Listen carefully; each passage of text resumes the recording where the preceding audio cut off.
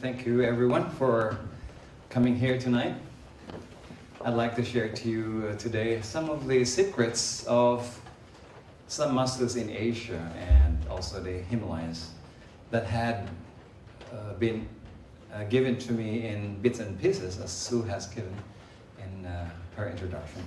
And I had synthesized and distilled all of this knowledge and information into doable actions or convert into skills in action that I can transfer to people, even for a few minutes or hours of training. Before that, I'd like to also talk about different philosophies that has been, I would say, unfolded in time during my training with some masters of the Himalayas in Asia. And being an engineer, I had tried to reason out with my logical mind these abstract principles. And of course, being a business person, I'd like to transfer this into, I would say, life equities or things that you can use for gaining a better life. So Live Your Greatest Life talk is offered to everyone who is seeking a path in life that is not just a career path, but a life path. Who can give me the difference between merely living our existence and living a great life? Is there a difference between existing as a human being or living as a human being? Existence versus life, is there any difference? When you say alive or alive? I think yes. If you live with a purpose, then it's a big difference. Yeah. So when you live, you have a purpose. And when you exist, it's just, well, day-to-day affairs, right? So welcome to our talk about living your greatest life, or our greatest life. Now, how many people today can say that we are living a great life, or living at least a good life? May I say, raise of hands? A good life. Good. How about a great life? Very good. How many among your friends or relatives are just merely existing, not living? Anybody? Yes? Yeah, a lot of people today, I'm sorry to have a comparative word saying people are like ants. They go to work, back and forth, back to work, carry loads in their hands, and just saving for the rainy day. Like today, it's raining. And hopefully one day they retire and they can still remember their names, or at least they don't have back pain to enjoy the fruits of their labor. But a lot of people that I have encountered are very rich people who are very successful, but they are suffering through their health issues and conditions. And I tell you, they do not even taste their food anymore because the doctor would tell them, don't eat this, don't eat that. Like almost 60% of the food chain they cannot eat. So even you have all the money in the world, if you cannot eat the food you want, it seems like there's torture. How many people are realizing that there is a greatest life that you can live? Greatest life, not just great life. Are you aspiring to have one? Very good. I think if you think big and far, most likely the reality we create are more profound. See, if this is the possibility we create by our own intention, inside is called the probability, which is smaller, and the reality is even smaller than the probability. What if you expand your possibilities to a bigger limit, and your probability is this and the reality is bigger? So today I'd like to expand your consciousness or your possibilities so that our reality to live our greatest life would be deeper and more profound.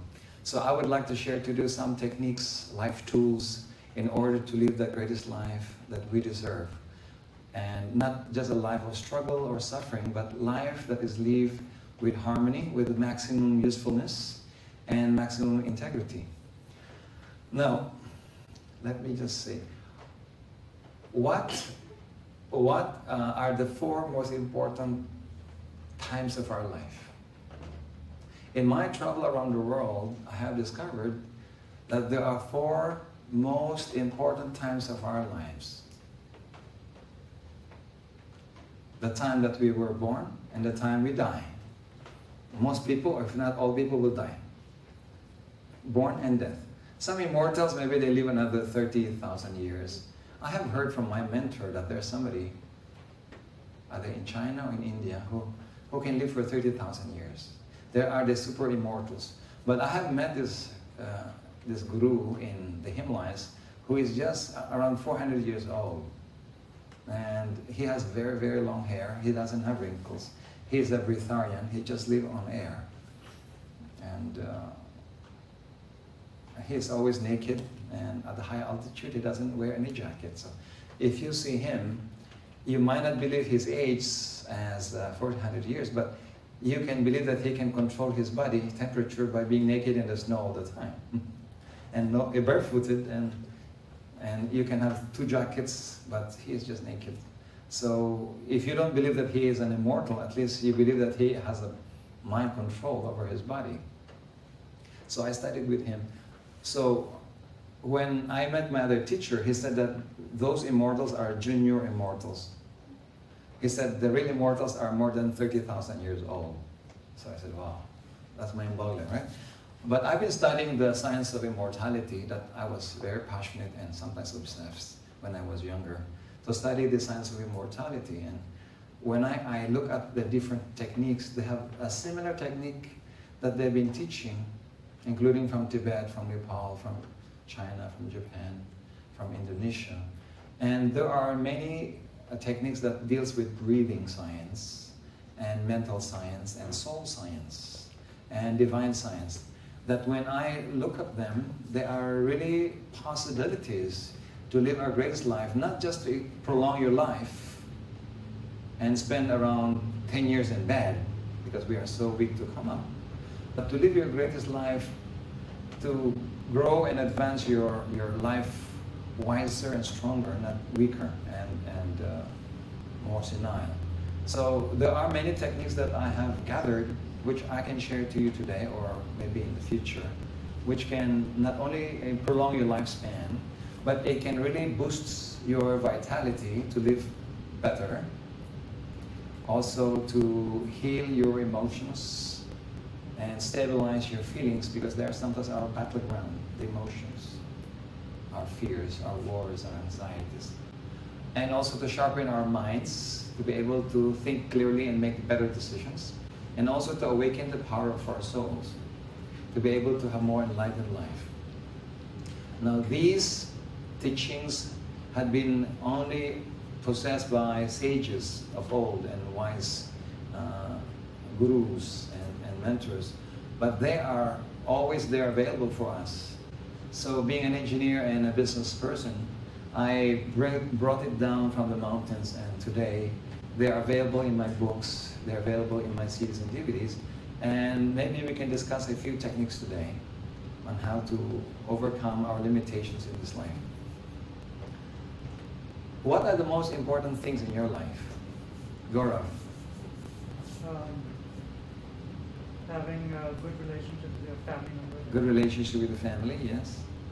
Good. Abby? Also good relationships with people, not just family, but even coworkers. Co-workers, friends. Lay? Live with passion. Huh? Live with passion. Live with passion. John? Be sure of yourself. Be sure of yourself. Good. Jerry? To love and be loved. To allow? To love. To love and be loved. Yeah, that's very important. Erja? Live a healthy life. Healthy life. Dinesh? I second that, yeah. Healthy life. Oh, yeah. Yeah. Renu? To continue? Love people? Mm-hmm. Sunny? Freedom. Diana? Doing something you're passionate about. Doing something passionate about. Heidi? To be successful in personal projects. Successful personal projects. Okay, Leo. Service, purpose, and maximum Okay, service, passion, utility. Purpose purpose, and maximum utility. maximum utilities, yeah, utilization. Okay, so most people have different priorities. That's why they have different milestones in life and different sets of processes. Now, in my research around the world in different cultures, living in different countries, I have discovered that there are 5 key areas of life, and there are 4 most important periods of our lives, which I will go back. So everything that we desire or be passionate about or aspire or be inspired to achieve are within these 5 aspects. One is family. Okay? Most people have mentioned about family life relationship. One is career and work, and the passion of service, your personal goals and what you want to do. And also some are health and recreation in life. So that's very important. What else? Social relationship, but also social contribution. Not just social life, but contribution to society. And what else? Spiritual life. At certain levels of your life, when you have achieved your career, when you have a good family, you have already retired or was successful, you still have a good health, but if you are missing the spiritual essence or meaning of a higher development, I think you will be longing for that. Even saintly people like Mother Teresa, before they died, they go into what we call the dark night of the soul, where they have this longingness and yearning of something they do not understand, and they blame it that it's lack of Christ's love for them, or they do not have connections to God anymore, or they have this yearning of something they do not understand. And when I look at different saints before their initiations, including avatars like Jesus and Buddha, they go into a long meditation, like 40 days, 40 nights in the desert like Jesus, and the Lord Buddha also, to go into a meditative state and contemplative state, to long for that yearning that is missing. As apathy seeps in, you will be in a so-called loneliness and meaninglessness, or in Zen they call it nothingness, that as if you are empty. And that time you are looking for something that is beyond the family, beyond your career, beyond your material satisfaction, beyond your health, and beyond even your social contacts exploration. And that is your contact to your soul. And that is another path to enlightened life. So they go into a deep meditation to bring down that new essence, which brings them to the new next steps of their lives, next episode, called initiation, or a jump or a quantum leap to a higher consciousness. I have encountered even saintly people, even the lamas and yogis in the Himalayas or Nepal or Tibet, that they go to a saturation phase where they do the same technique, they do the same yoga, they do the same breathing, they do the same chant and prayer, but they, as if they reach a ceiling where they also become lonely. And so that search starts again there, called initiation, or going to a threshold of discovery, a new discovery or breakthrough, like a breaking through. I had this experience a long time ago when I was younger, after my indigenous life, that after I have achieved what I wanted, see, when you achieve your passion, you go to emptiness, because what's next? You go into a lull or void, they call it a void, or a spiritual void, where there's nothing that means anything. There's no meaning to anything. And in esoteric parlance, it's called the dark night of the soul. And even the saints and sages have to go through this transitionary phase where there's a gap of consciousness. And that search starts to explode and go to a burst. That's why it's very important for us to include spiritual life in our planners, in our agenda. Because I plotted many lives of successful people. Their chart, if you have a pie chart and you find 5 key areas, their career life is around 60%. Their health can be around 15% because you need to include sleeping and food. and their social life is probably 15 or more. The spiritual life is almost 2%. They're not focusing there. If you see their planners, there's nothing for spirituality. There's nothing to go for social contribution that is beyond the payment, the pay slips.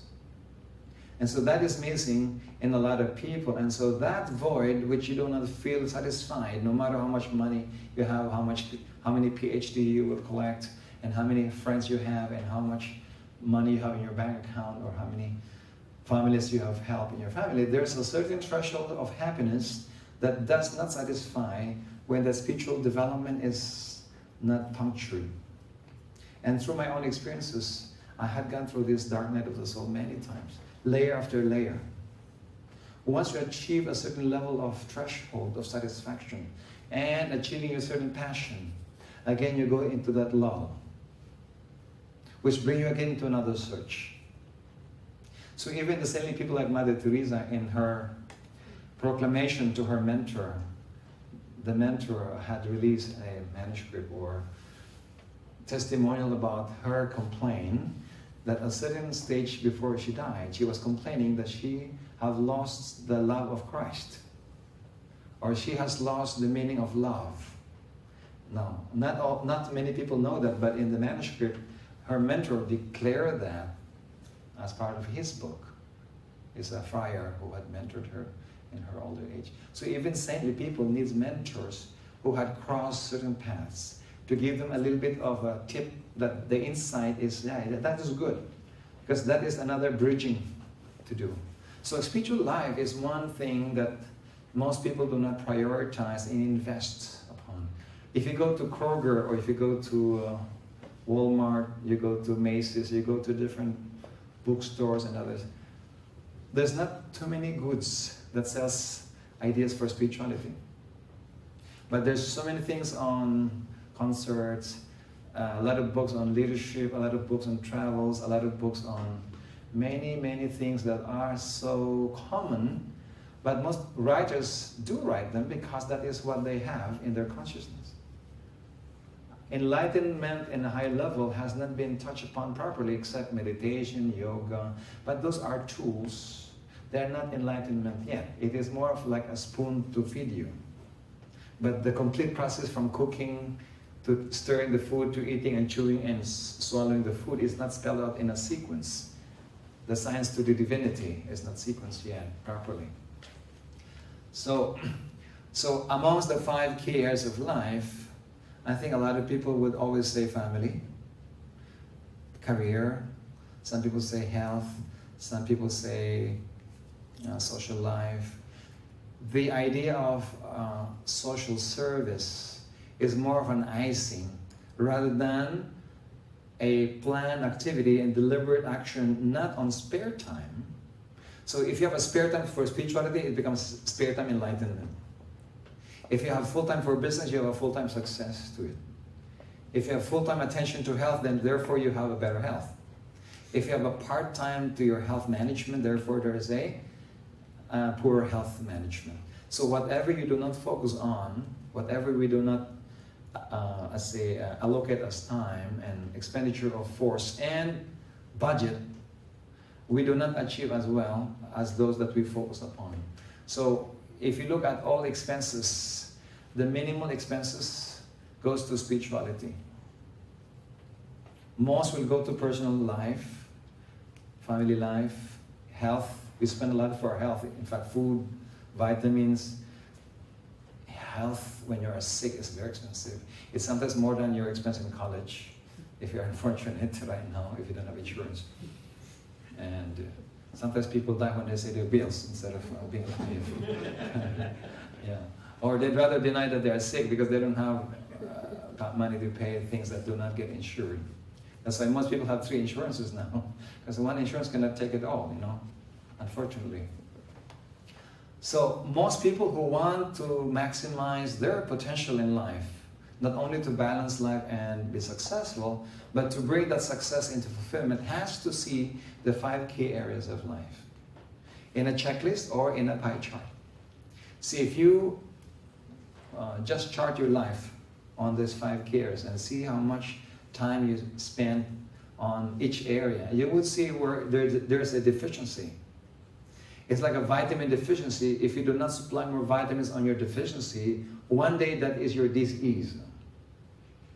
So the imbalances amongst the 5 key areas will see also your seeds of failure or pitfalls or loopholes in your next few years. Wherever you starve any key area of life will be your next problem. Where you overspend be probably your successful area. Where you shrink that area, it becomes another barometer of pitfalls or seeds of failure. So when I chart a lot of executives or professionals or clients, when I see there's 5 key areas of their lives, I know their next problems that they will come back to next time is the most shrunk chart. I can predict already the seeds of failure by looking at the chart. Okay, so for us to live our greatest life, we need to be aware on how to satisfy and deliberately program to spend more time, resources, and intention to those 5 key areas. So let me just randomly ask, Abby, where do you spend more time and where's the least time of your life in the 5 key areas? Before, the least time was social. Social life, yeah. But I did have plenty of time for social service, so. Mm-hmm. And the most was career. When I'm working, I spend a lot of time on my career. So you can have a social life but not social contribution. So that social contribution has to be a deliberate subject in college, eventually. See, if you do not give that as an intentional, deliberate action through training and habit forming, social contribution is not in the minds of most people today because it was never part of their subject. People can solve algebraic problems, all kinds of accounting problems because they studied it. But on social contribution, it was not part of the subjects. So I wish in the future, social responsibility has to be a part of the subjects in college, or even high school, or even in elementary. And so that people are habitual in that idea of giving back or contributing back to life. The happiest people are not always the richest people. If you ask me what is the highest indicator of fulfillment, or even how you lived your life fully, it's not how much money you have, it's not how many master's degree you have, it is not how much money in your bank have, or only friends. I always ask, how much are you giving back to life? That is my measurement. Because if I don't know you, I cannot ask you how much money you have, how many PhD you have, or how many friends you have. I would just ask one question. How much contribution are you giving back to society and to life? From 0 to 100. How much performance are you doing to that purpose? If the question is small, then I would say, okay, you are still in the path to fulfillment. You are still working towards success, not to fulfillment. What's the difference between success and fulfillment, by the way? Success versus fulfillment. Anybody? Yes. For me, talk about life, I believe the secret to living is dreaming. And once you never get beyond scarcity. You have to start beyond, because once you feel you get out yourself, you feel like you do something meaningful, help others, you feel more abundant, you feel more grateful, you feel rich inside you.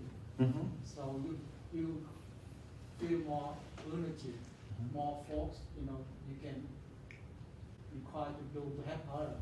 But if you cannot get much out everything, not so much you can get out of something, or even master within yourself. You have to go beyond,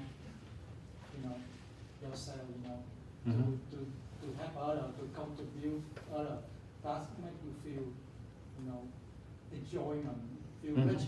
That's what I believe. That's the time you achieve the level of fulfillment. Very good. So when you include serving other people, giving services and offering your help. Yeah. There's a difference between investing in your financial equity versus gaining from your spiritual equity or your soul equity. Most people are focused on financial equity or gaining from investments, right? So people invest in their material equity to gain ROI of money in the bank with interests. So if you donated $1,000, the equity you gain from that $1,000 that can contribute to people that can benefit out of it, the equity is higher. Immediately you will feel, you give something, you feel immediately expanded. You feel good, you feel confident, you have more self-worth, there's more self-esteem in yourself. But gaining a few bucks from the $1,000 interests sometimes doesn't give you more happiness. Have you experienced when you give something? The equity of joy comes back to you immediately as you give. But if you invest in money, that gain comes from a few years of interest rate and you don't feel good. You just feel good because, my capital had gained $200. Good. After that, nothing. But when you start to give, that equity feels that it is gained immediately when you feel expanded. Your heart starts to open and you feel good that one day a person has, contributed to life and gained some heart expansion. So when you give, there is a feeling of immediate gain or ROI. So that's why Winston Churchill said, we make a living by what we get. We make a life by what we give. So life and living is still different in that aspect. So sometimes we need to have a living, but we need to get a life by giving back certain things out, what we receive. Okay, Gaurav, what is the difference between success and fulfillment? Success, personal, and fulfillment includes others in your path or Okay. Yeah. I was just thinking that success mostly has materialistic and personal connotations as well. When you hear of fulfillment, you immediately think of like spiritual or something that comes from the inside. Okay, it's internal. That one is more external. Okay. So you can have success, but not necessarily fulfillment. So fulfillment has to relate with the internal attitude that will receive that success. Also, it is emotional, spiritual. It deals with the internal satisfaction. So a person can have financial satisfaction, but not internal satisfaction. So success is getting what you want out of your life that you work. And fulfillment is wanting what you have out of it. That internal feeling out of your success. Now, fulfillment also includes satisfying most of the key areas of life. Because a person can be successful materially, but fail in their health or in their families. Or they might not have that spiritual development that is their next steps. So a person can have what we call the failure of success. I have seen people who are successful financially, but totally failure on one side. That's why one of our foremost principles and philosophy of our school is fly high with two wings, material wing and spiritual wing. To me, a balance will always have to balance the material success and spiritual development. Once one of them is short, like if you have a lot of material success but very small spiritual awakening, you can have success but not fulfillment yet. Likewise, if you have a very strong spiritual development but there's no financial capability to express our ideas, to put an infrastructure to our dreams to help others, again you still fly with an imbalanced wing. The worst condition is if you don't have a spiritual development and there's no money also. You will have two short wings, and again, it's very tiring to be like a bird that's here, you just flap like this and you float. You don't have to. So most people who are materially successful but no spiritual development, they have to, one wing have to like this, and so there is an imbalance in their flight. So when you have material success and you have still undergoing a spiritual awakening, you don't have to cut the other one to prolong the other one. And this is another mistake of other people. Because once they achieve material success and money, and they have to embark on their spiritual growth, they decided to become fanatical here, and then they don't want to go to work anymore. So what happens at the end is they will have spiritual enlightenment and there's no money again. And it's very difficult to meditate, be calm after a meditation 1 hour, you get spacey, you get calm and peaceful. But then when you look at your bills, your credit card report, and say, did I buy all of this? Did I spend? I think it's overcharged. You blame the credit card. Because you see, you can be peaceful when you finish, after you finish meditating, and still you see that you are financially sustainable. You don't have to worry for the next day and hand-to-mouth issues. So it is good to have a lot of money. At the same time, it is good to have a spiritual development, and yet you can use that money for philanthropic work. The more money you have, the more generous you can be. It is hard to be generous if you don't have something to give. See, you can only give what you have. So if we have enough, then we can have enough. If we have little, we can only give little. And the more you have, the more beneficiaries you can help, because you have more resources, a better infrastructure, and a better number of people around you to be able to support your vision in life, to help not only the needy, but everybody that you can touch. So for a big mission to be satisfied, not only do you have a spiritual ambition to serve, or a mission to fulfill, you need to have more resources to be able to physicalize your dream into physical reality and service. So that is where a lot of spiritual people are missing. A lot of good intentions, but there's not much things to do because there's lack of resources. As Benjamin Franklin said, well done is better than well said. See, most people put their hands on the heart to pray for the poor people to be helped, right? Oh God, please help the poor people. Oh God, please the needy. Help the needy. Oh God, please help the victims of tsunamis. Now, that is when you don't have enough to give. While Bill Gates and other philanthropic agents are busy giving and opening their arms and hands, they don't have to pray anymore for that because they are busy giving. The other one is busy praying for that. They are the fulfillment of those prayers. So not only those people who fold their hands and the heart are very spiritual people. Those who are busy giving in the name of goodwill and good intentions and altruism are also very spiritual. In fact, they are more action-oriented in spirituality. Spirituality with action. So I will always advocate another principle in life. Aside from fly high with 2 wings, material and spiritual, I also advocate the principle of flower and bear fruit where you are planted, and spread your seeds around the world or around wherever you can touch. Flower and bear fruit where you're planted, and spread your good seeds around or everywhere you go. Most people have a lot of talents, but they keep it to themselves until they die. So they cannot be legendary because they die with their talents. A lot of people can duplicate themselves and transfer the capacity to help others, to serve, to heal others, and many other skills that will serve other people.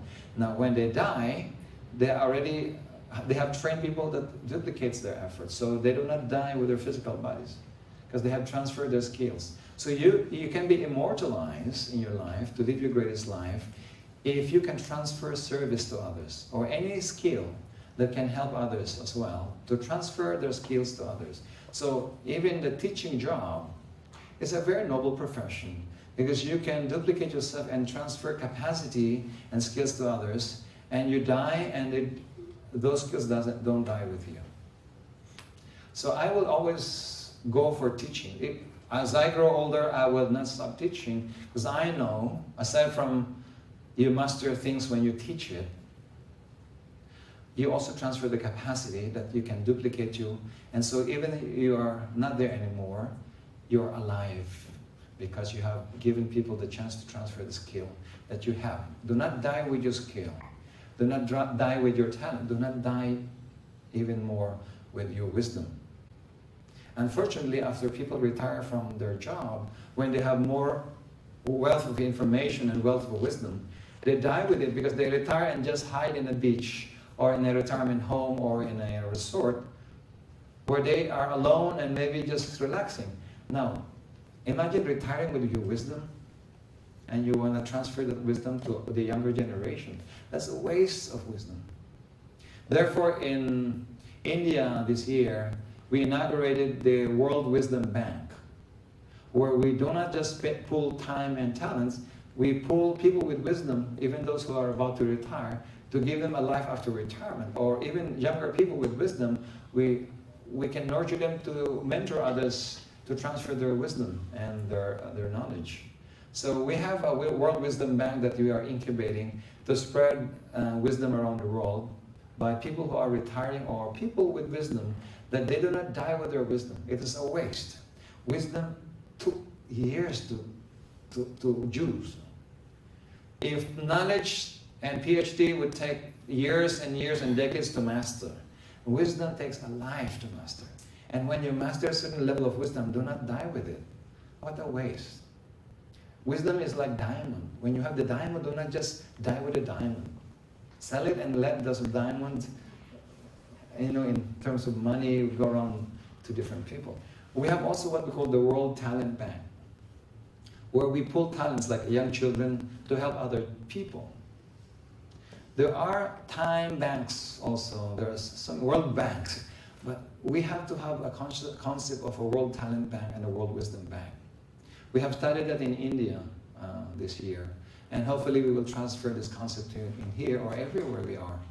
So we will spread talents to be banked and used immediately, rather than bank in a bank, to be useful for non-profit work, charitable work, or even good works. You have to be paid. You don't have to be punished because of your hard work. So when we speak of success and fulfillment, success usually is more of your ability to achieve your accountabilities and satisfy them. And fulfillment deals with more responsibility in life. That's beyond accountability. So this is more of the attitudes that will bring you success and knowledge. This is the wisdom and the attitude that you bring to fulfillment. So both of them are important to fly high, to achieve both material and spiritual life. So those two concepts, we use them as guidelines in our coaching and mentoring programs. So we measure those things, and we grade you on how big are your wings compared material and spiritual wing. If one is shorter, we give you tools to elongate the other one while you strengthen this one, not to cut it short. Because if you cut it short, like if you become spiritual and you want to become more materially successful and you shorten the other one because you want to do all these things here, then again you become imbalanced at the end. So even in the meditation, that's why I told you not to always use these mudras or meditation positions in yoga, because this stimulates the spiritual energy. So if you are lacking funds or it's hard to make money, this is not good for you all the time, because this positions of meditation stimulates the spiritual energy but decrease the material power, especially if you have a lotus position where you pull your feet up and bring up all the energy from the earth. So you have a root on your feet. That's why in Tai Chi we always go down in martial arts. In yoga you go on spaciness, because you pull your feet in the lotus position like this and you do this. So everything goes up and you disconnect from the earth. Like when you pray. When you pray, you do a gentle kneeling down, so your feet goes up also. In Islam, they do also this bowing down, and the feet goes up. Same with Buddhism, same with Zen, they sit on their feet. Same with genuflection. So if you see, the religions have a certain way of putting yourself from material life, by putting your roots out. If you always do yoga in that position, one day, your lower energies of material power would decrease and deplete compared to your spiritual power. And then you started to become fanatical of, or impractical, not to earn money, because it's not your so-called priority. Not because you don't need it. Your energy for material life is not substantial compared to your spiritual awakening. So what happens is you become impractical, and then you start to lose money or the touch for material life, because you become more spiritual compared to your material existence. And then it becomes imbalanced, like a big tree with small roots.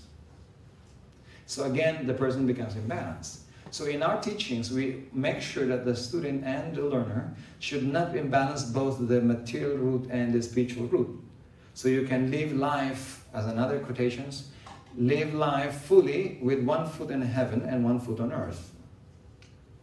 And our teaching always advocate those balances. So when I say balancing life, living a grace life, there are rules to follow as like a path. So your career path or family path will be brought into what we call a life path. What's the difference between a life path and a career path? Dinesh? Career path is what? I think that's something that you can quantify probably, where as you progress in life and the career that you choose, and you reach a certain level, and that's the path that you have. Whereas life probably is, I guess, again, there's some bit of spirituality involved in that, in the life path. Most people get born and die with a career path. See, why do you retire? Because you think your career is your life. You see that? Why do people go to retirement?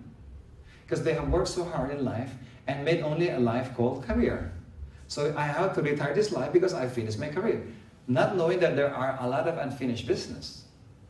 So our job in our mentoring program is we want to convert those so-called sectarian career path or social life into a holistic approach to life called a life path, which satisfies the 5 key areas. When you start to be deliberate in your livingness, integrating and synthesizing the family life, career life, social life, and contribution to society, spiritual life, and health life, that is called a life path. But most people do not have even the planner to include those 5. They only have a planner, the agenda to meet clients, to dine with the clients, to go to conferences, and most of the planners include only meetings into the career path. There's no plan to have a spiritual practice. There's no plan for health enhancement. There's no plan for spiritual development, and there's no plan for social contribution. So if you don't have that in your planner, the agenda doesn't create a milestone to be met and measured. So why do people succeed in a career? Because they have milestones, they set their goals, they have timelines, they have deadlines, they have measurements, Six Sigma, they can measure even how quantifiable and how they qualify the result. But that is only 1 out of 5. So if 1 succeeds out of 5, there's only 20%. So most people are successful at the 20% of their life, but maybe fail in the other 3. So if you grade their life 0 to 100 as a life path, they're still below 50%. 1 out of 5 is 20%. So I wish in the future, even high schools should have at least the idea that there are 5 paths to live to make a life path. And we are responsible and accountable to make this successful. When that is an intentional idea every day or every week, and your planner has the 5 key areas, definitely you will achieve those milestones because you set those goals. If you don't set the goals, one is taller, the other one is shorter. Or they may accidentally satisfy the other areas because we have just the instinct to do them, but not deliberate, systematic approach, which is different from the performance of a very systematic, deliberate approach and goal set. So if you want to bring a career path into life path, you have to bring all the 4 other areas into that career. Then this is called the thread of life. A rainbow. The life rainbow. All the colors come in, not only one color. And not only the color of money. The color of love, the color of social intelligence, the color of spiritual intelligence, the color of good health. In the future, the success of a human being is not measured only on how much you have achieved in your career life, but how well you have lived in all these areas, including your health. That will be the measurement of how successful you live. Now, success in terms of money, how branded your name, how much reputation you have achieved, and how much social capital you have because of your marketing strategies. But in the future, they will count how many people were benefited and to how much extent of benefit into how much time would they benefit from you. So that will be the measurement of gross life path average quotients compared to a career quotient of IQ only. So when that is measured, people will work for it. And at the same time, they will be habitual at the end, not even to work for it because they live their life as a way of life. All right. If you think the weakest point in your life is something that you're out of the pie chart, you would know your incoming problem. So you can solve this problem proactively by looking which is the thinnest curve. So that is one thing you can do. Now another formula that we use in our formula, see, when you live your greatest life, people do it by accident. So people are merely existing because they do not have deliberate purpose that will guide their weekly life to achieve those 4 important time frames. Now, what are the 4 most important times of our lives? First, time we were born, and time we die. Now, what are the other 2? The second time is the time you have discovered your greater purpose. The third is when you have achieved your greater purpose, and then the time of death comes. Most people die with only 2. Majority of people. This is called a mediocre life, normal life. This is a successful life. When you were born, you have discovered your purpose, and you are working towards it, and suddenly you die. But legendary lives, avatars, people who are great in their own existences, they are born, they discover their purpose, they achieve it deliberately, and then they die. That is legendary. So if we can only do that purposely and deliberately, we can achieve a legendary life without having all the gimmicks, because it is like a milestone. Okay, another principle that we have is, aside from the 2 wings and the 1 foot in heaven and 1 foot on earth concept, which is this, spiritual and material, we also have the formula of the 3. What is the 3? The Trinity. If you look at every part of creation, whether you or the trees or the chicken or the animals or the plants, they are guided by 3 components of godliness, or the nature of God. Power, love, and intelligence, or creative intelligence. The Trinity. That's why in almost all big religions, they believe in the Trinity or the mysteries of the Trinity. In Indian philosophy, we have Shiva, which is God the Omnipotent, God the Almighty in Christianity, God the Father in Christianity. We had Vishnu, which is the God the Preserver, God of love, which is symbolized in Christianity as Christ, the love of God through Christ. Christians have that concept. And this is God the Preserver, love preserved. And the God the Creator, Brahma, or the Holy Ghost, the Holy Spirit, which is the creative intelligence. Mixing the 3 principles is the secret of life. And there's a saying also in Christianity that we are made into the likeness and image of God, in whom we live, move, and have our being. Meaning to say that we are made into the image or qualifications of God. God of power, God of love, and God of creative intelligence. So, where does your mind belong on the Trinity? Mind? Is your mind intelligence? Yes. Your mind creates. So your mind is a copy, a spare part of God's creativity to create. Your mind creates your thoughts, your planning, your goal setting, your milestone development. Everything is a mind. Now, your heart and emotion is the one that exudes love and feelings, which is the copy of the quality of God of love, the receptacle of love, the giver of love. You are the child of love. So the heart and the emotions. See, if you have a lot of love, you tend to preserve. Now, God the destroyer is your vitality and your power. Without vitality, you don't have discipline, you don't have focus, you don't have the ability to finish what you start. So when you have a lot of love and a lot of intelligence, without power, you cannot finish what you start, and or the speed of achieving result is low. So if you look at the Trinity principle, everyone here has a certain strength and weakness or predisposed weakness because of the imbalance of the Trinity. So if you want to live your greatest life, you need to work towards balancing the Trinity. What is the Trinity again? Power, vitality. If you don't have vitality, what happens to your production and productivity? Low. What happens to your fear when your will is low? When your willpower is low, your fear goes up.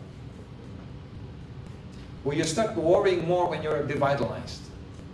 When your willpower is low, all your fear accelerates or amplifies, exacerbates. Now, what if you have so much willpower and you decrease love? What is the result? Anger, irritability, intolerance, bossiness, manipulativeness, and control. Dictatorship. What are dictators? People with a lot of power without conscience. So when that is the quality of a leader, there is dictatorial bossiness, there's a control, there is a certain destruction that is happening. So if you increase a lot of power and decrease love or lack of love, that is called destruction. Now, when you increase love and you decrease power, what happens? You have guilt. Who are more guilty? The strong people or the emotional people? The heart-centered people are more guilty. The strong people or the intelligent people are not much, there's much arrogance or pride, but less guilt. So the equation is, if you have so much love and feelings and you have less power, there's tendency to have guilt and grief. You increase the will, grief goes down, guilt goes down. It is the antidote to guilt. Power and love has a balance. So a society that is full of guilt has a lot of love but less willpower. Who is more guilty, the Chinese mentality or the Indian mentality? The Indian mentality has more guilt complex. The Chinese has less. That's why China can conquer Tibet or other areas, and they do not have enough sensitivity to whatever people say. But India has never conquered any country. It was always a victim of being attacked by the Mughals, by the British. So if you look at the guilt of conquering, the Indian is number one. That's why if I compare an Indian business person with the Chinese is very strong and more will and more tacticality. The Indian has more heart and creative intelligence, generally speaking, because of their training. In Chinese, like I was a Chinese lineage, you should not cry. It's a weakness to cry. In India, you have to cry because a lot of people will help you. Right? When you cry in India, it is a benefit. It's not a kind of people are helping you, it's a kind of a repentance also. Yeah, repentance, and also your heart tends to melt when you see suffering, right? It means to say there is a tendency for you to have a heart-centered approach in life, or called bhakti, or devotion. So if you look at even the goddesses in India, there are more goddess on the bhakti side or devotional side than Brahma or Shiva energy. The incarnations of more love gods, deities, are more than any of the other qualities of Shiva, will, and intelligence. So if you see the Trinity, we are a copy of the qualities. If anything is imbalanced, there's a certain predisposed problems or predisposed weakness or strengths. I'll give you a quiz. What happens if your mind intelligence is very high and your heart is, emotions and love is lower? What is that? Arrogance. Mental pride, mental criticalness, meticulousness, critical mindedness. And so if you have so much intelligence, you're always looking for faults. Because you do not feel what others feel. So you will be an auditor to a lot of people's mistake. And that is a difficult boss. To be a smart boss with no heart, you will always have a problem, right?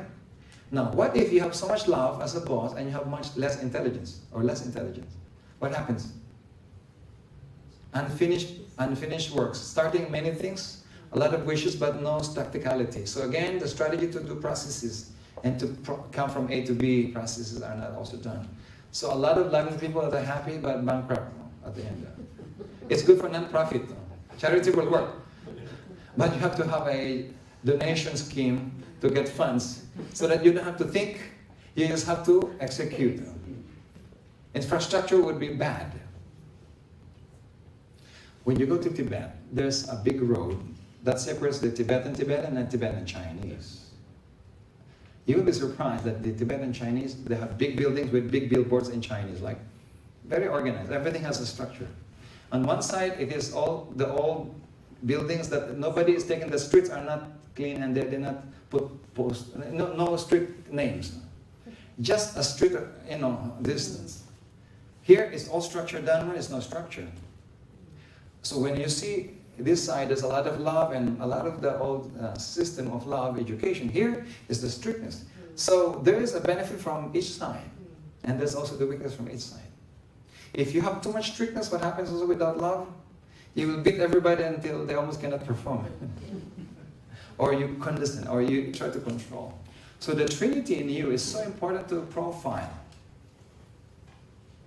If I look at people and I look at their energies, I will profile people by looking on their energy system, on which is stronger. Power, the heart, or the mind. Then I know exactly where to coach you, because I would know that why should I talk more about love in your life if you're already a Mother Teresa? I would talk about tacticality of the mind and maybe willpower development. So when I coach Einstein types, I would not have to focus more on intelligence. I would coach on conscious development and on willpower development or vitality and health. If I will coach maybe the George Bush type or the Moses type, I would not talk about power anymore. I would talk about heart development, emotional intelligence, and spiritual intelligence. So the tools that I give a George Bush or Moses or St. Peter type or Shiva type would be different from a Dalai Lama type client.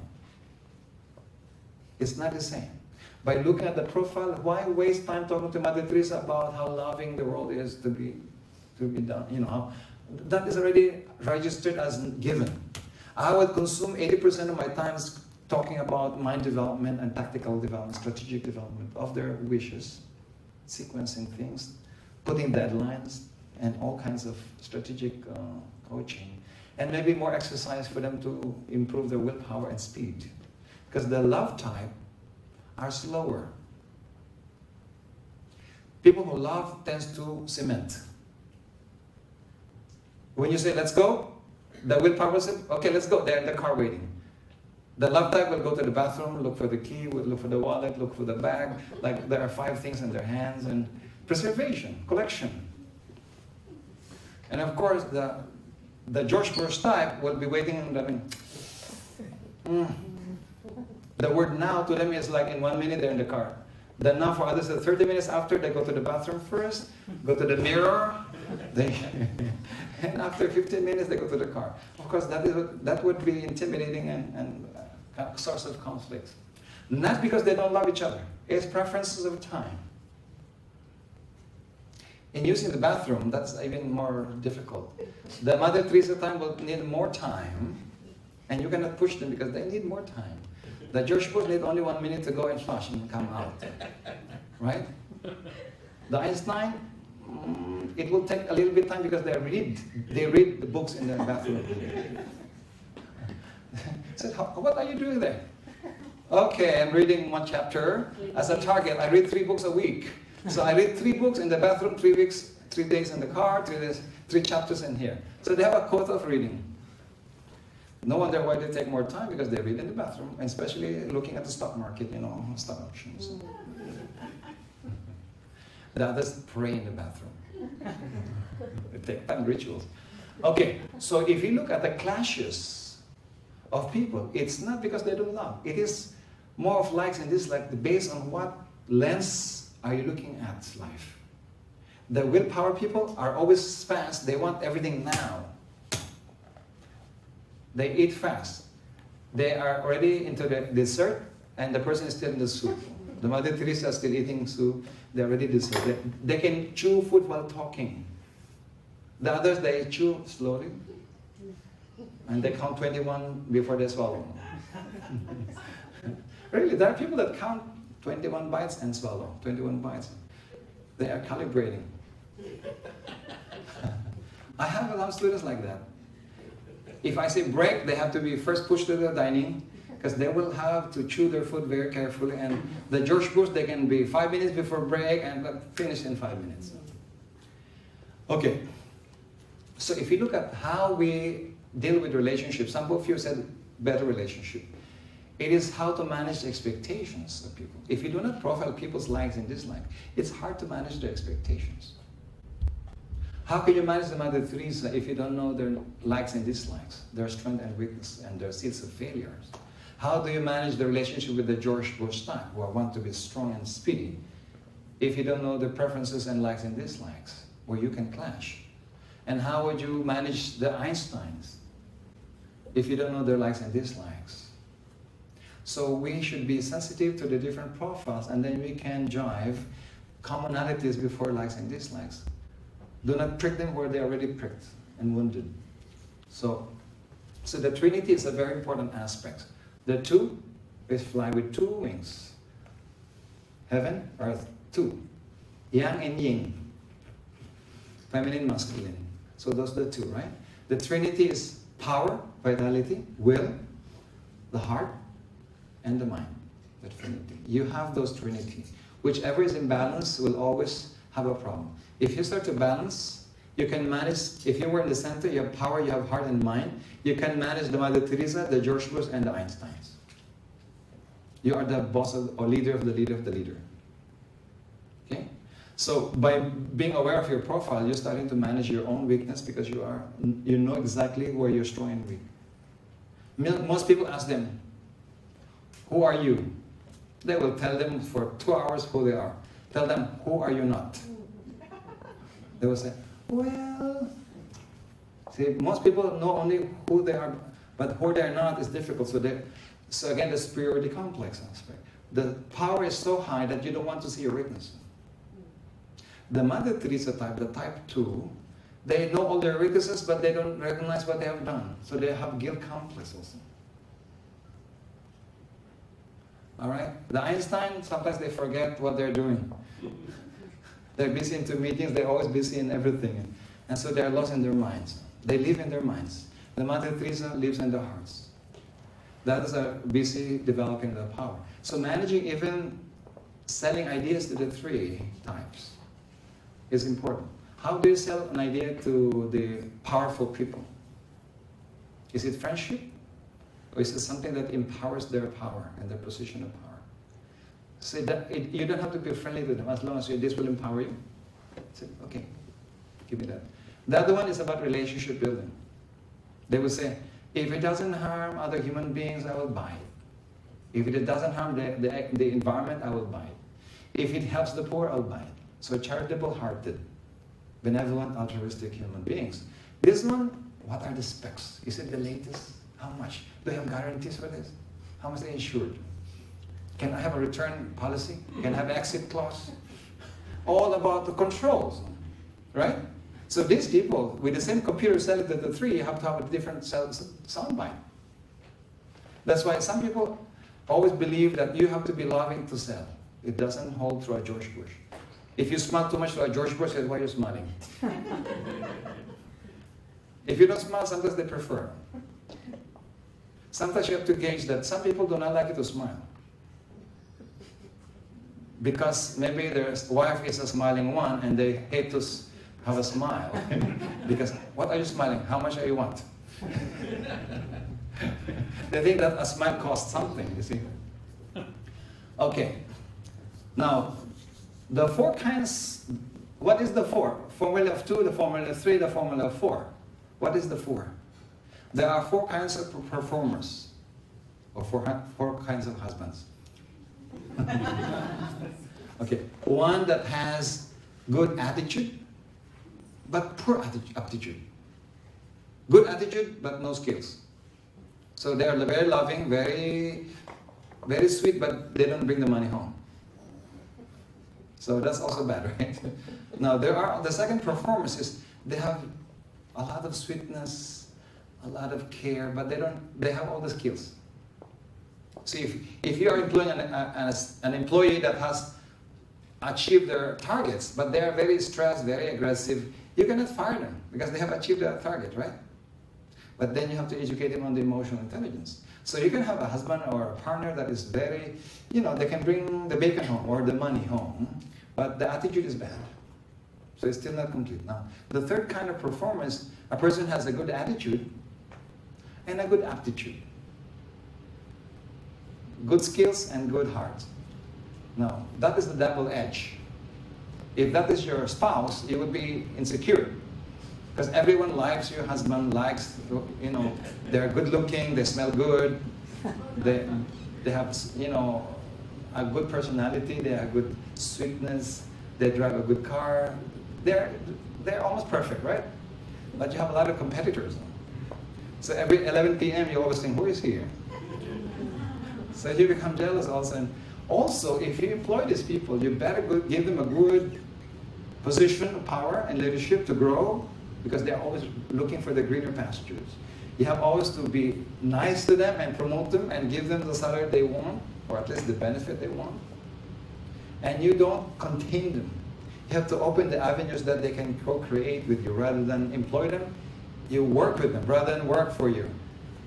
Then they will stay with you for a long time because you satisfy this so-called no boundaries expansion or outside the box criteria. How about the fourth type of performer?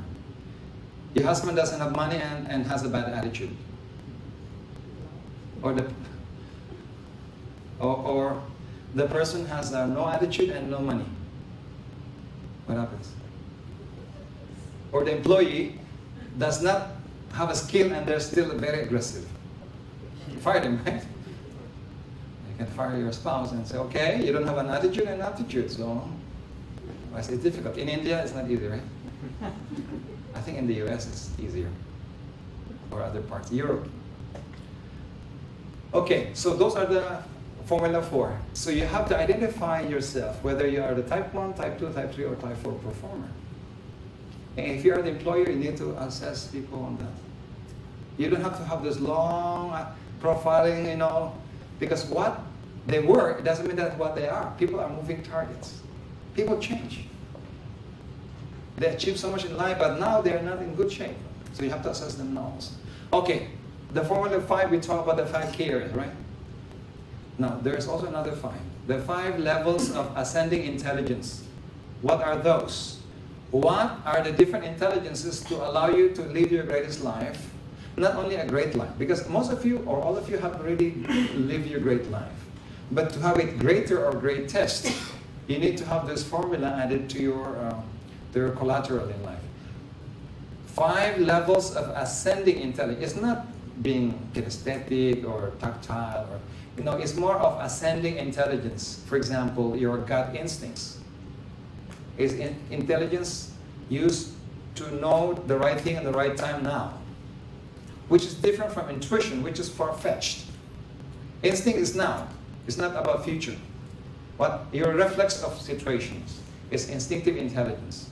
Your gut instincts, your fire in the belly gives you that instincts. Second is emotional intelligence. Your EQ, or the ability to use emotions intelligently, or the power of the heart. Now, the third intelligence is concrete mental intelligence, the ability to use your logical, sequential, common sense thinking, which is so-called left brain thinking, which is not exactly correct, but let's just label it as such, because that's what the medical doctors say. The left brain thinker or the concrete mind thinker, where you see things as a concrete, grounded person, details. The fourth intelligence is called the abstract mental intelligence, which is the ability to see a bigger picture. If you are looking at the whole city, you're looking at it as a pilot, the bigger schemes. The concrete mind is like the taxi driver on the ground, looking at the details at the ground. If you're able to think as a pilot, looking at everything in a bigger scheme, and act as a taxi driver on the ground, you are the best thinker around. Most people either are so philosophical and talk about ideas in the boardroom meetings, but never execute them. And those others are very concrete, very detailed, but they absorb on the daily affairs, but they forgot the bigger picture also. You have to be both, if you are the leader of leaders, to be able to see the bigger picture at the same to act daily. If you can do that, you can able to execute what you think. Not only what you think and not do. Or not only do and not think. Yes.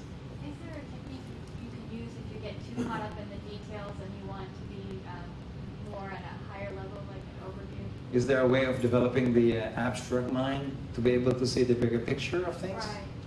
Yeah. Yeah, there's a technique in my book that teaches you abstract thinking. How to expand your mind to think abstract, to think of philosophies, to think of principles, to think of the bigger picture. Most of the question you should ask is why. When you bring the components into why, that becomes abstract.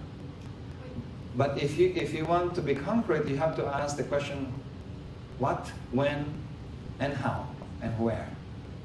So if I have a child that I will develop their abstract thinking, the question why is their teacher. Why? Most philosophers have become philosophers by the question why. To search for the reason of things. To search for the reason of events. To search for the motives of situations. So if you look at the I would say, detectives, they do not only see the evidence by the components they see. They always interpret the why this, why that. Yes? What book is Huh? that? What book is that? The book and Success to Fulfillment. I have the book on abstract thinking, how to develop your abstract mind, and what are the ramifications of the mind, like from common sense to higher common sense. So there's such thing as a common sense, and there's such thing as higher grade of common sense. Those who are traveled more around the world and have lived in different culture, their common sense is far, far more advanced than common sense of a local nature. It's here. Yeah.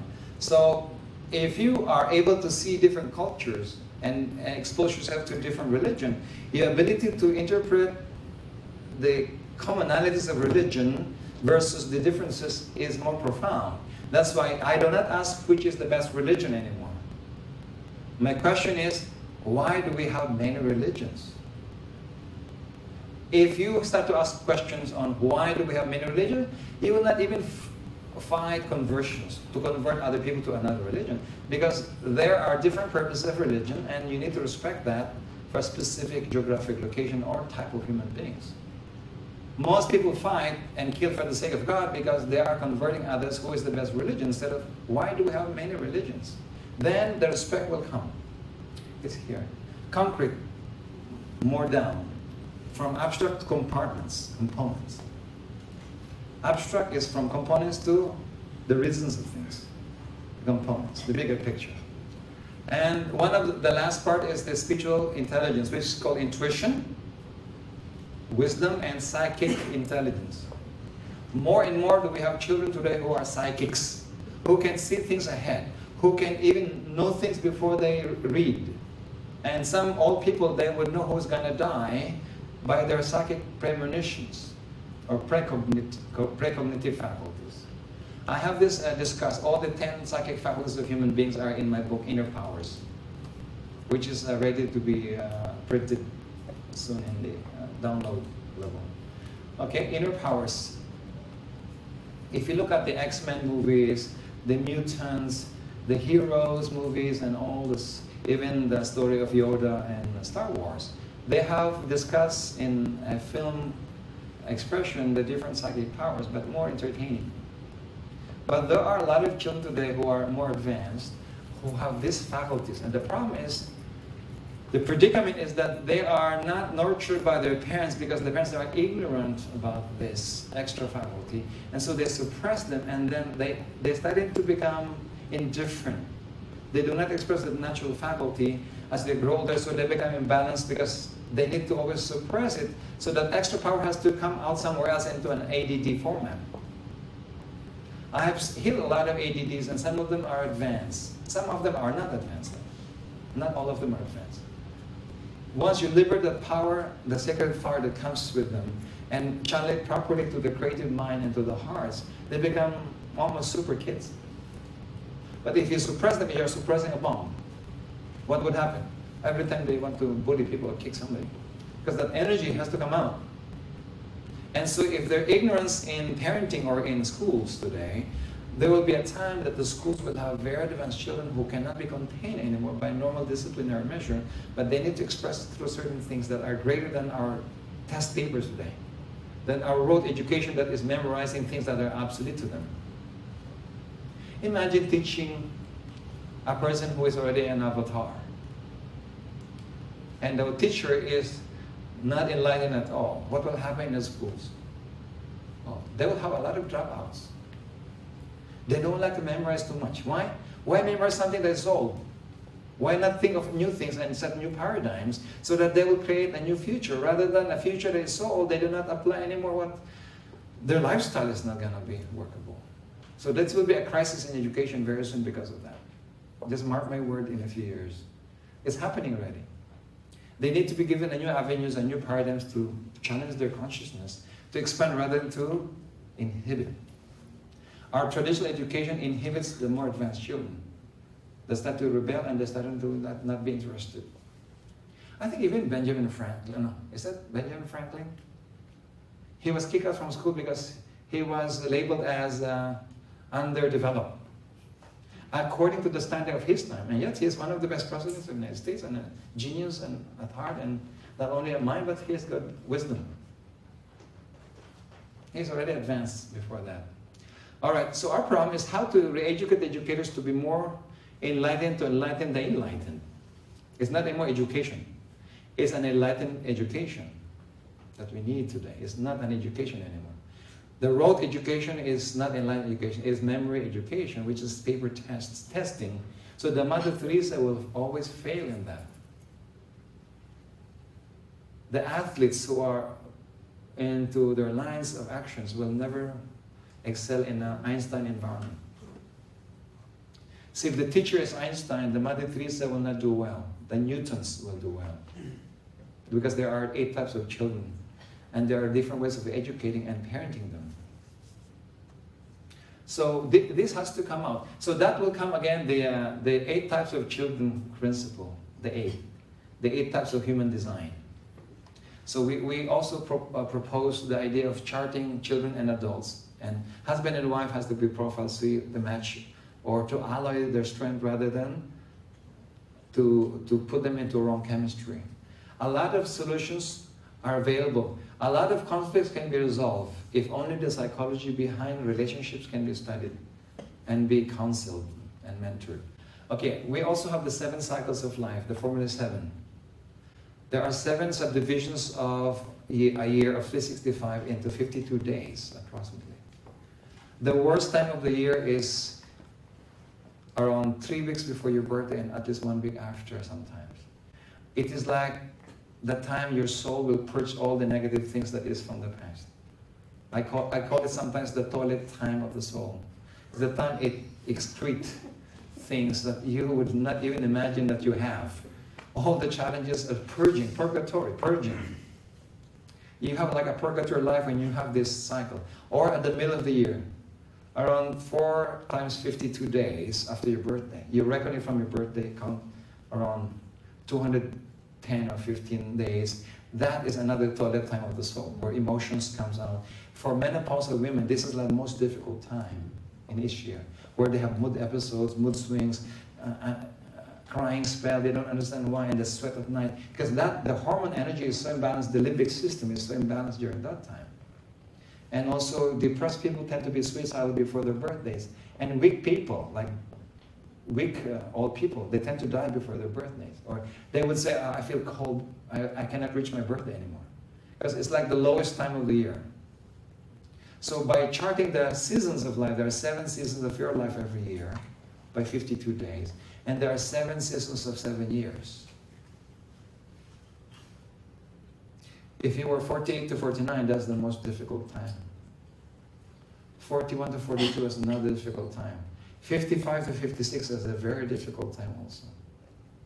But 42 to 43, 21 to 22, 35 to 36, 28 to 29, those are strongest time. It's like the winter of winters. Whatever you plant tends to grow. The last cycle called the 48, 49, or before your birthday is the winter of your life. If you plant something, it does not grow. It's a high maintenance. So do not start any new idea or new business or buy a new house or get married during that time. It is a headache. It's like high maintenance relationship. If you incorporate the business before your birthday, you tend to lose it. Even you work so hard. If you do it after your birthday, especially on a time that is the first season, like 42 to 43, the year, or 35 to 36, or 28 to 29, or 21 to 22, or if you were a child, 14 to 15. That time is like spring. Whatever you plant tends to grow. So there are times that you lubricate your success with certain timing issues. When you say auspicious time, is those times that is like spring when you plant. Winter is a destruction time. So you don't want to plant during winter time. It tends to wither, it tends to die. Same with relationship building, same with business and so forth. So we teach you how to chart your life according to the 7 cycles and 7 years. There is such thing as positioning of timing, not time management, timing. Timing is more of timing action and situation. Time management is more of linear time. So they say that everything is timing, right? Timing is everything. It's almost everything. If you can position the right idea in the right time, you have inevitable success. If you have the right idea done in the wrong time, you have resistance. Even how good you are, it seems that it's blocked. So if we can learn timing of the ideas and execution of ideas, you tend to glide in the surf of time. It's like going to the second floor. You stand in the escalator, you go up without working hard. But of course, if you work harder, you will reach faster in the second floor. Now, wrong timing is when the escalator is going down and you're going opposite. You can still reach the second floor, but you have to work harder. And a lot of people are like that. They always go like a salmon. They always swim up the river. And of course, there's more struggle. So people are used and addicted to a struggle life, coping up all the time. By learning the timing, you're starting to swim in the surf of time, rather than opposite the wave. Okay, so this is what principles are. So we have uncovered or unleashed a lot of these principles based on my research in traveling around the world and learning from masters and sages. And I collected a few of their concepts. And I distilled them into a palatable information that I can teach to you today and formulate this formula of living your greatest life: 2 plus 3 plus 4 plus 5 plus 5 plus 7 plus 8. I have explained all of them to you. You cannot forget them. What is 3 again? Trinity. Balancing of power, love, and heart. Mind. What is the 5? Huh? 5? 5 intelligences, right? Instincts, emotional, concrete, mental, abstract, mental, and spiritual. And 5 key areas of life. To satisfy, to bring your success into fulfillment and balance. What is the 7? 7 cycles of life to manifest the auspicious time, and what to do and what not to do during what time. And what is the 8? The 8 types of human design and humanity, where you have the George Bush, you have the Mother Teresa, you have the Donald Trump, you have the Oprah, we have the Einstein, you have the Mahatma Gandhi, and you have the Thomas Jefferson. And the 8th type is like Bill Gates, the distillation of at least 3 types in one person.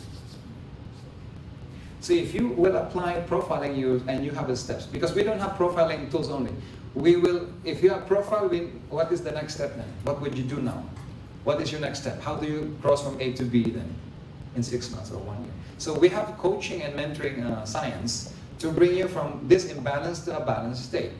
By knowing the profile, you can correct the imbalance. If you don't know the imbalance, how can you balance something that you don't know the imbalance? So identifying and unfolding first the imbalance, then you can correct the imbalance or rectify certain weaknesses. Okay, so that is why we can claim that living our greatest life is possible.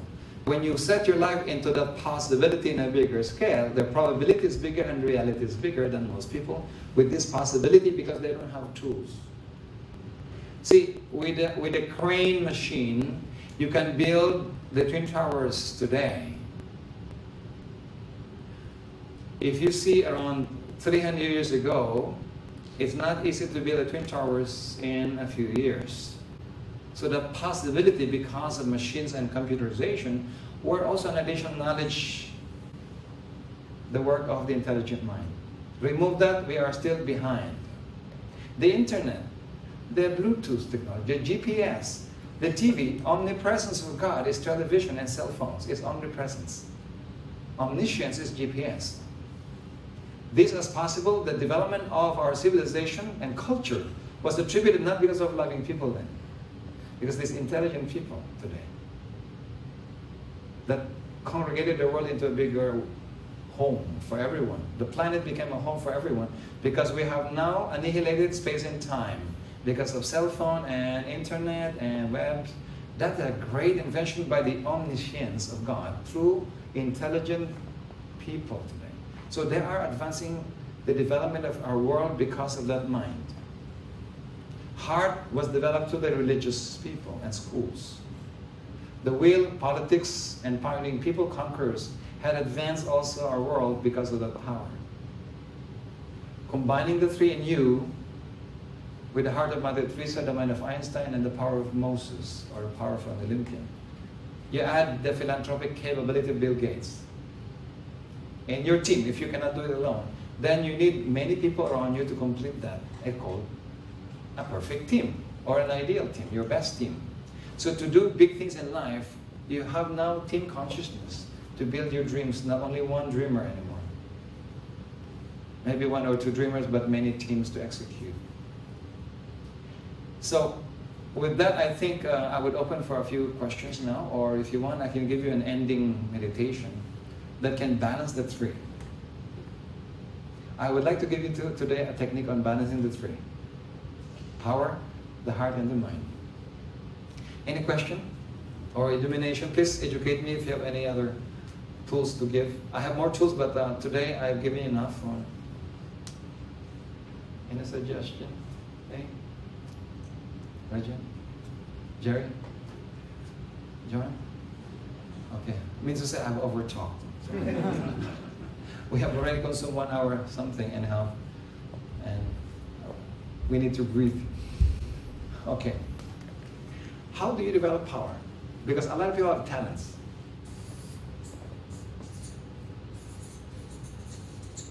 Most people with talents can reach and perform at 85%. Or people with love. To go to around 95%, you need an extra power plus love plus intelligence. 96 to 100%. The champion.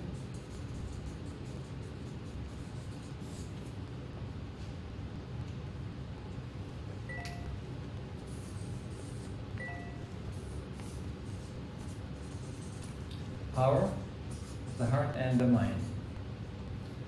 The champion usually is here.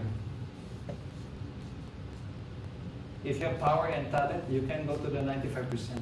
If you have a lot of love, you can reach the 85%. So most people will reach somewhere here. The people who can handle stress can go here. Stress tolerance and fatigue. The one who has balanced the power, love, and heart is the boss of the boss. So to be here, you need that balance. To be here, you can have one very loving or very intelligent. You can reach the 85%.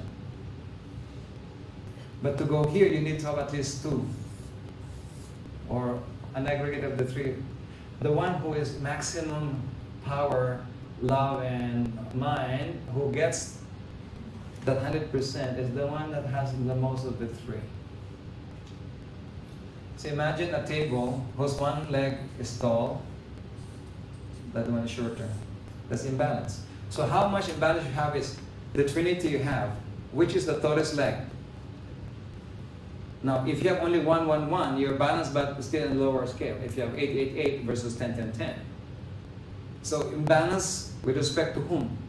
Your potential benchmark would be a person who is more advanced than you if you want to grow.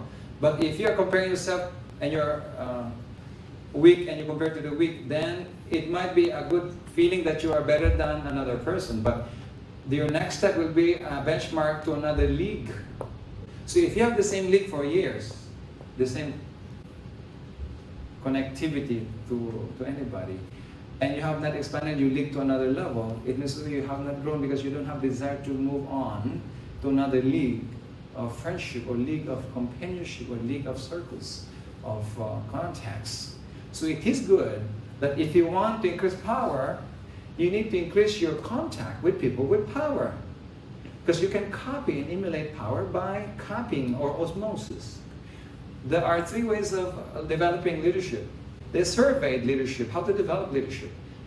10% are born leaders. 35% were educated to become leaders, to manage and become leaders eventually, like MBA to DBA.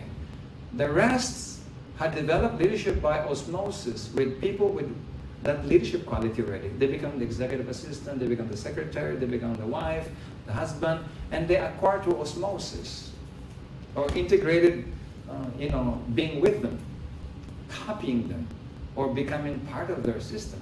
So if you want to acquire a loving heart, you associate yourself with the Mother Teresa, or you become aware that there's a non-profit work that you can serve or part-time, or you marry somebody with a heart. So you install the heart in you by, imagine Bill Gates without Melinda Gates. Maybe imagine Bill Gates married to Steve Jobs. Or Bill Gates married to, Einstein married to Newton, Isaac Newton. Yeah, they will have a very long, intelligent mind, but maybe the power and they will stay 24 hours in the lab. They will be married to their work and together, of course, they will be happy together in the lab. Or imagine George Bush being married to Margaret Thatcher. Okay? Or imagine Mother Teresa married to Dalai Lama. They will be very happy and spiritual, but they don't have money to support the project. Sure. Okay? Or imagine Mother Teresa married to Dalai Lama. They will be very happy and spiritual, but they don't have money to support the project. So to get married to somebody of your equal or your own quality is not always the best complementary partnership. In fact, it's good at first to be looking at each other's eye to form the love duo. The longer relationship are not that.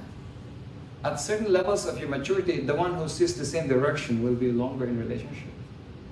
Or seeing the same vision together, not looking at each other only. So it's good to start to look together.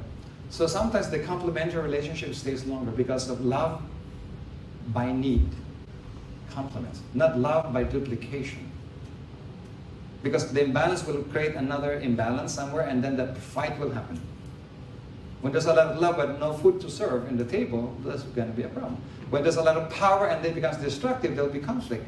It's become competitive relationship. Or if you have so much intelligence and there's no love, there'll be a lot of editing and auditing about the money and not about relationship. So there is such thing as complementary relationship or a chemistry or alloy relationship. Okay. Any other? All right, I'd like to teach you one simple thing today, or two. How do you release a lot of your fears, your anxieties, your emotional turbulence when it happens, and how do you release your anger and frustrations that easy, and be able to live a life that is calm, predisposed with centeredness. Now there are maybe two techniques you can do. One is to center your consciousness here. Why? This is the center of beingness. You know, in Zen meditation, all they're doing a lot is to focus on their breath, focus on the tip of the nose and here, and they do this. Or they usually sit like that. And they just keep on doing that by focusing on the navel. Martial arts masters, they do that for 2 hours, and they're looking on the center of awareness where you are in the center of your being. Being happens when you're here. When you're in the loving, why do loving people do not have peace? Because if you're too loving without the will, you are so sensitive. You become so empathic to a lot of people's issues. And you cannot sleep because you're worrying, called anxiety. See, warriors are good meditators. The only thing is they meditate on the bad stuff. So worry, anxieties are very sensitive people who are focused on the negative incidents. So not all loving people are peaceful, by the way. Guilt, grief, sadness plagues this group. This one is, the mind is like a monkey or a butterfly, like jumping from one to another, or they're always thinking of making money or deals. They're sleeping or they have romance, and they're thinking how much ROI would be, And so sometimes they like withdrawn, always thinking. This one, they're always looking on power, how to gain more power. You can have the being if you're here.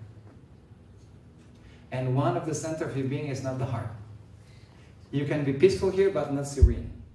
Because if you're too loving, you become too sensitive to all people's issues and you become saddened by people's suffering immediately. So-called compassion. So compassion people are not peaceful. Because they're always worried about somebody's mistake or somebody's noise, in their sleep they cannot sleep well because when there's a little bit of noise in the kitchen, they say, who is that? Or there's a lizard, like this. Oh, lizard. They're always looking, like our grandmothers, like, oh, somebody's like a robber somewhere, Then, oh, where's my son? See, if you're too sensitive, you cannot quiet the mind. Now, if you're an Einstein, you cannot quiet your mind also because you're thinking of ideas after ideas, you see. So even you want to meditate, you are meditating and thinking. You're thinking of not thinking. So I'm meditating, I'm thinking of not thinking. I'm not thinking now, I'm not thinking. The more you don't think to think, you're thinking. And that's how people, they have meditated for 10 years, but they were thinking while meditating. They're not meditating, they're thinking. About thinking. Huh? That's thinking about thinking. Yeah. It's metacognitive. I'm thinking of not thinking. At the end of the day, they don't want to meditate. Why? It's just, my mind gets more disturbed. Because if you're quiet, the more your mind gets disturbed because you can see all your thoughts parading. That's why in India they call it Vipassana meditation. It's the meditation of Buddhists who will observe their thoughts to pass and then they do not grab them and let them pass. Their guilt comes and it passes. All kinds of thoughts. Now, if you have 60,000 thoughts a day, which they say every human being that is intelligent will create 60,000 thoughts a day. That's a lot of thinking. So imagine 60 of them passing your mind. Now that's around 24 hours. If you have no work, that's good. In the olden times, the Buddhists don't have work, the monks. What would you do if you're in the cave? 24/7, 365. You have to observe your thoughts because if not, you will be counting days, 24 hours, 24 hours. But today, you go to drive-thru and eat while driving. And then one cell in here, and of course you have accident afterwards, you see. Today, we have what we call time poverty. We don't have enough time to do many things.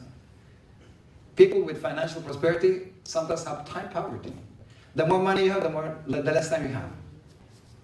So yes, we have financial prosperity, but we brought our life into time poverty also. Okay, so I'd like to give you another technique now to be able to complete the session today. Not only do we talk about the formula to live our greatest life, we will talk about how do you express a ritual every day that will balance this. Okay. In many spiritual training in the East, we focus on certain parts of the body to meditate, right? Now, one of the center of love in your system is here. When you're in love, you feel love here, right? Now, when you're thinking and you cannot remember and recall a certain data, what do you do sometimes?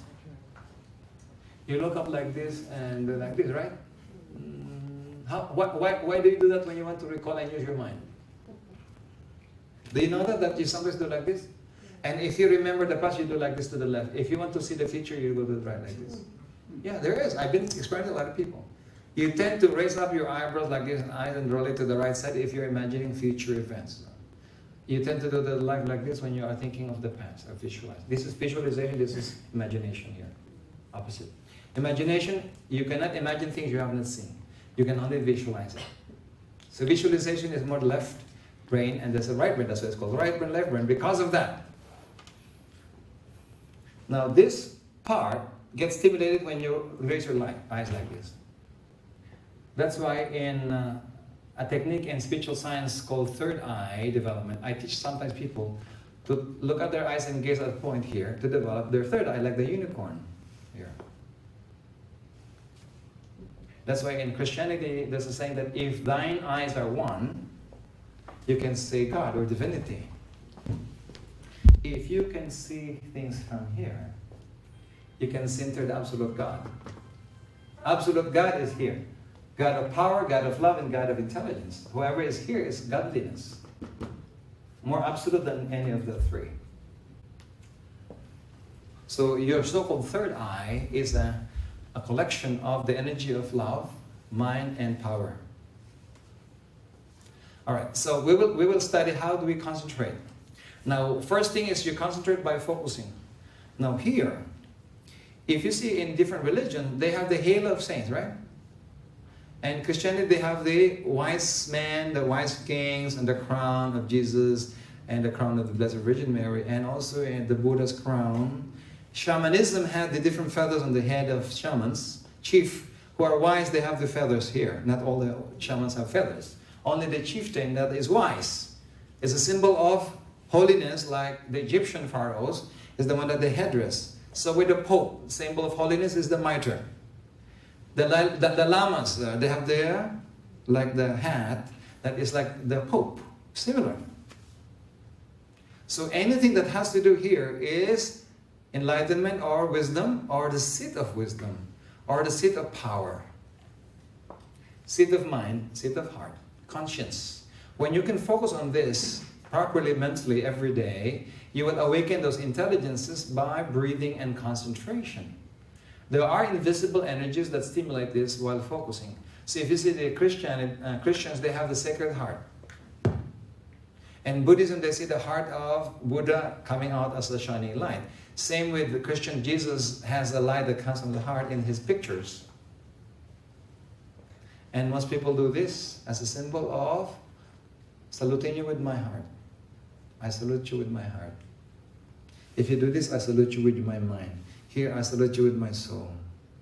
See, there are differentiations of that.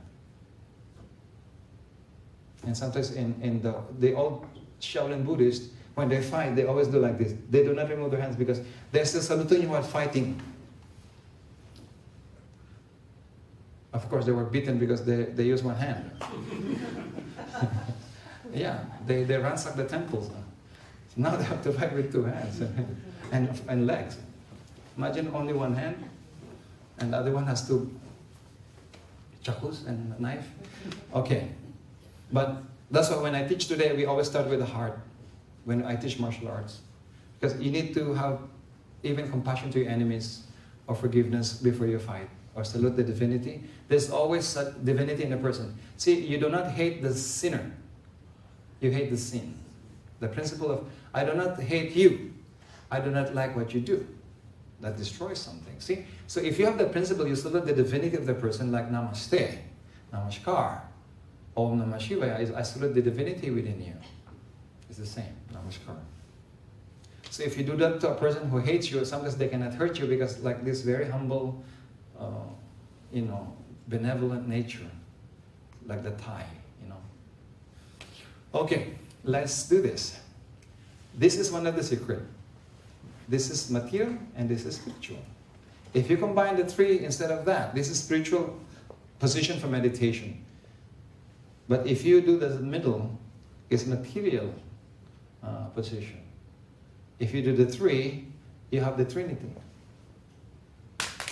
See the difference? So if you want to balance your material and spiritual wing, you need to have the Trinity. If you want the Trinity, this is it. So if you want to practice, you can eat Chinese food with chopstick. Maybe the Chinese name is the Trinity. Trinity. Okay. When you breathe, I want you to exhale deep and bring more air and energy to the lungs and puff out more toxins and carbon dioxide. Okay, it's like this.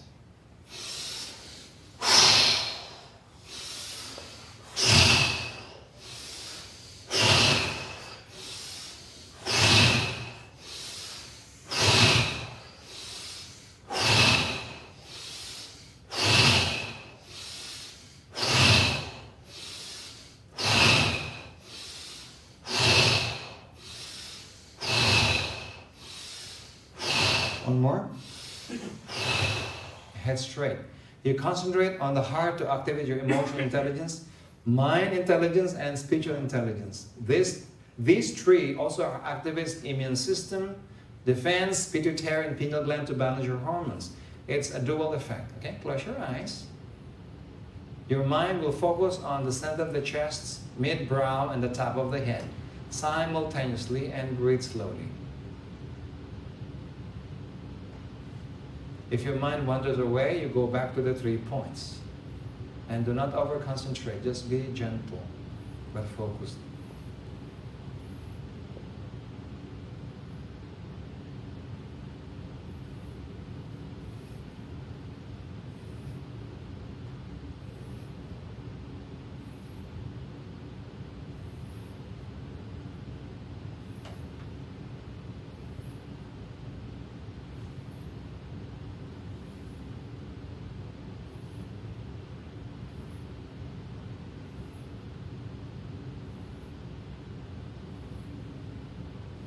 Another 10, ready?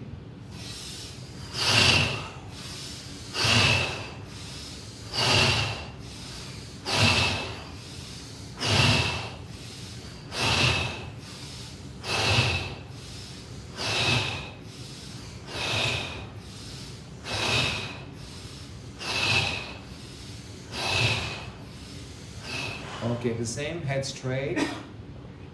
Concentrate gently on the 3 centers and focal points. And breathe slowly and relax. Enjoy that inner peace and stillness as you breathe.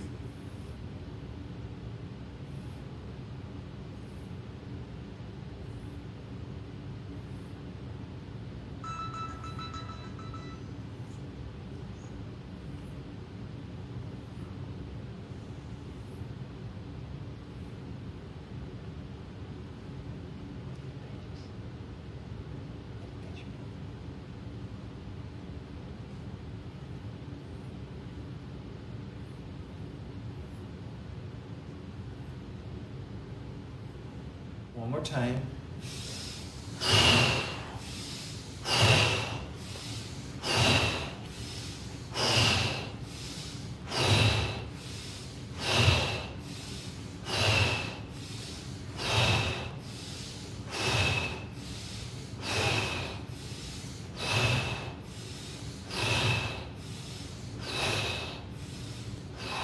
Okay.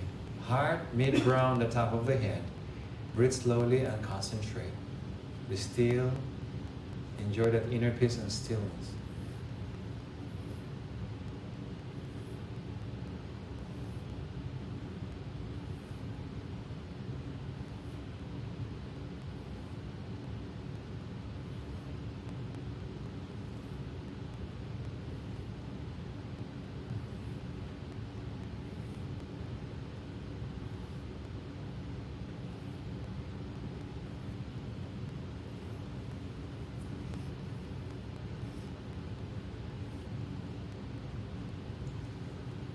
Okay.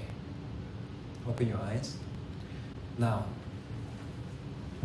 mind, power, including spiritual power, omnipotence, omniscience, omnilove. No, there's no omni. They forgot to include that in Greek and Latin and even in other languages.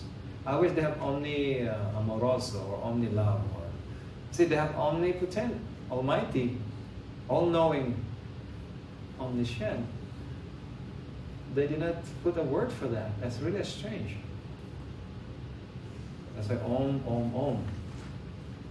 or Om or Amen. Now, how do you develop that?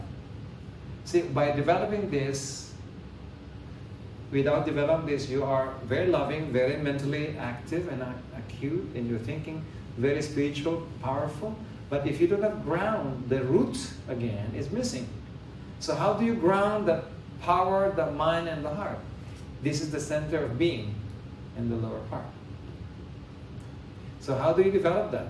That beingness. If you are too emotional, it's not good. If you're too mental, it's not good. This is in being. Being the center of it, the it. So you do the left hand, left over right, and put the navel and focus here. And this is a meditation position where you center yourself until you become one with yourself. Okay? You concentrate here and breathe slowly and relax. Close your eyes. Focus on your navel. Breathe. Relax. Do not over concentrate. Just be. Be in being. If you're thinking, just go back there. If you're feeling, go back there to the navel. Just be there. Center of be.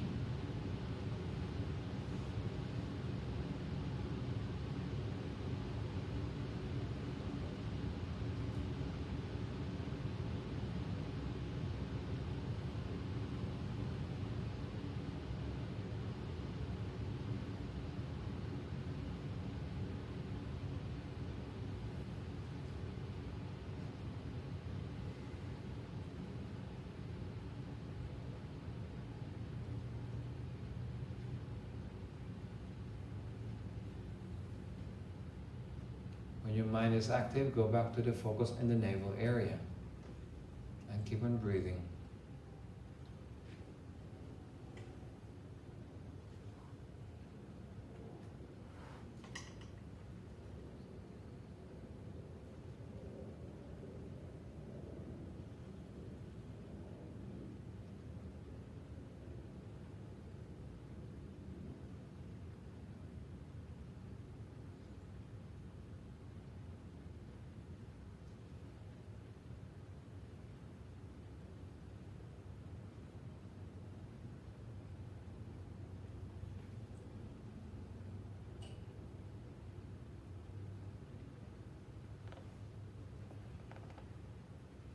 Okay, that's good. Now, if you have more time, 5 minutes is good. If you want to go deep, 10 minutes is good. In Zen meditation and martial arts meditation, we do this for 1 hour until we become, which we are doing. When the meditator becomes what they're doing, it's called contemplation, or in the yogic Sanskrit, it's called samadhi. In Zen, it's called satori, or becoming one. Now, that is basic. If you want to become more advanced, you can use different mantras to convert the energy into power, alchemized power. So in Christian, you can use the Amen, or in Muslim, Amen, and Jewish, like Amen. Vibrating that energy of the word of God or word of creation, like Amen or Amin. In Islam is Amin or Jewish. In Christian it's Amen. In Buddhist and Hindu they call the Om. Om. You have to have the longer consonant because creation is spiritualization is O or A. More vowels, more than consonant. So it depends on your religion or affinity of spiritual lineage. Amen, Amin, or Om or Aum. Aum. So different traditions and lineages uses different words. In yoga, they also use a so, ham, or hamsa. Buddha or Jesus or Allah. Different religions uses their or you or who. So different traditions have different mantras. So if you have a power, you have the heart, you have the mind, and you have the being, you can be in the center of yourself, who you are, not what you are.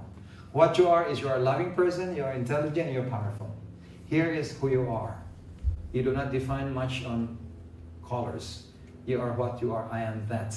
I am. That I am is the center. I am that loving. I am that intelligent. I am that powerful. It's still descriptive. Here is it. God is. Ishvara. Shiva, Vishnu, Brahma. God the Almighty, God the All-Knowing, and God the All-Loving. So if you look at the different religions, they have different ways of representing this. Say that you are that. See the halos of saints? And there's a halo at the back of the head. Or in the front view, or this is the heart, Sacred Heart. And the Egyptians have vultures and cobra head here. And the Taoists, they have flower here.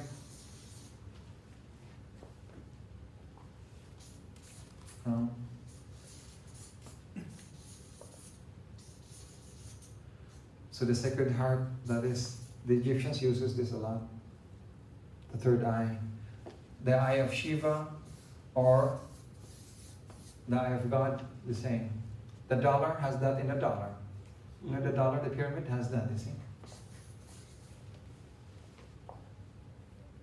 The Philosopher's Stone, where you wish something. The eye of Shiva, the eye of Taurus, many names. This I describe everything in my book, Third Eye. Where's that? So if you look at a person with 1 foot in heaven and 1 foot on earth, there's an axis which is symbolized by the caduceus. The caduceus that comes from the sleeping beauty, the Shakti, the Kundalini. So Prince Charming went to kiss the sleeping beauty and they get married and they live happily after. The caduceus, the doctor, is very esoteric. The two snakes and the apple, the snake, the tree of life, the Adam and the Eve. This is the forbidden fruit. When you eat that, you become omniscient. That is the energy here, the energy of the soul, which is symbolized if you look at the Egyptian paintings. There's a round thing on the top of the head of the pharaoh. That is the soul. And in the Krishna drawing, that is the peacock feather, where you see the different colors, the peacock feather there. The green, the yellow, that. And the caduceus, that is the pearl on the top of the cane. And Christianity, that is the descent of the Holy Spirit, the dove here. The dove. When you have the descent of the Holy Spirit, when you have that light, there's an enlightenment. When the apostles receive that light in Pentecostal fire, they become more illuminated to preach. They start to have knowingness. So many religions have that symbol. If you start to look at the Egyptian symbols, you have that already. What's the third eye? Yeah. If you look at all of this, I have described everything here. The universal symbols.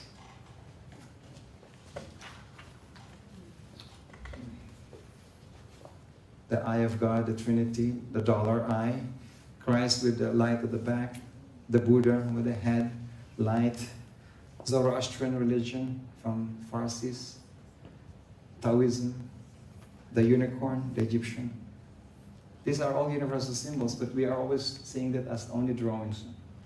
When you start to look at them, Kuan Yin of China, Blessed Virgin Mary, Shiva, Nataraj, and you have Ganesh. So all religions that are really prominent have symbols. If you don't look at them, don't see the picture. Look at the picture and you have to see this one. The Sleeping Beauty and the Prince Charming is a hidden, and in the fables called the dwarfs. The 7 dwarfs, because they only specify the 7 chakras or 7, with different qualities. There are 12 of them, including this.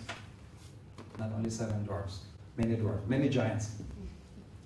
Now, the mudra that you saw about the fingers, you can find it here. All the difference. What's the difference between this and that in many aspects. So if you have this book and study it, you will learn a lot of things that most people do not teach in the market. I did already all the research and validation. So all the things I'm talking about here, like all these things, the difference, what does it ignite in your consciousness? So different position are switches. Like if you look at the ninja, they do a lot of that. Why? Because it triggers certain power or siddha that they use. When you do this, it's different from this. When you have a headache, you can do that, and many aspects of healing also. All right, so I think today you have learned at least to become a trinity, starting to be a trinity. Power, the heart and the mind. If you can balance that, you become very calm and centered, especially if you rivet your attention here to get that beingness, which you are. Imagine if you're too emotional, you only have like this and a swing. If you're only mental, you do like this. If you're spiritual, you hang like a fulcrum, like pendulum. If you're only here, you become very instinctive. Imagine these are all riveted. How can you move? It's called total alignment. But if you're only emotional, then you swing like this. Or if you have only a nail here, you swing like this. Or here, you have a pendulum. Here, you will still swing. Imagine all of this riveted and develop. So your aura, just for the sake of last conclusion here, of advanced human beings, when I see them energetically, I'm giving them because you arrived. You did not go back because of the rain. So if you look at, okay, remember the light at the back of saints?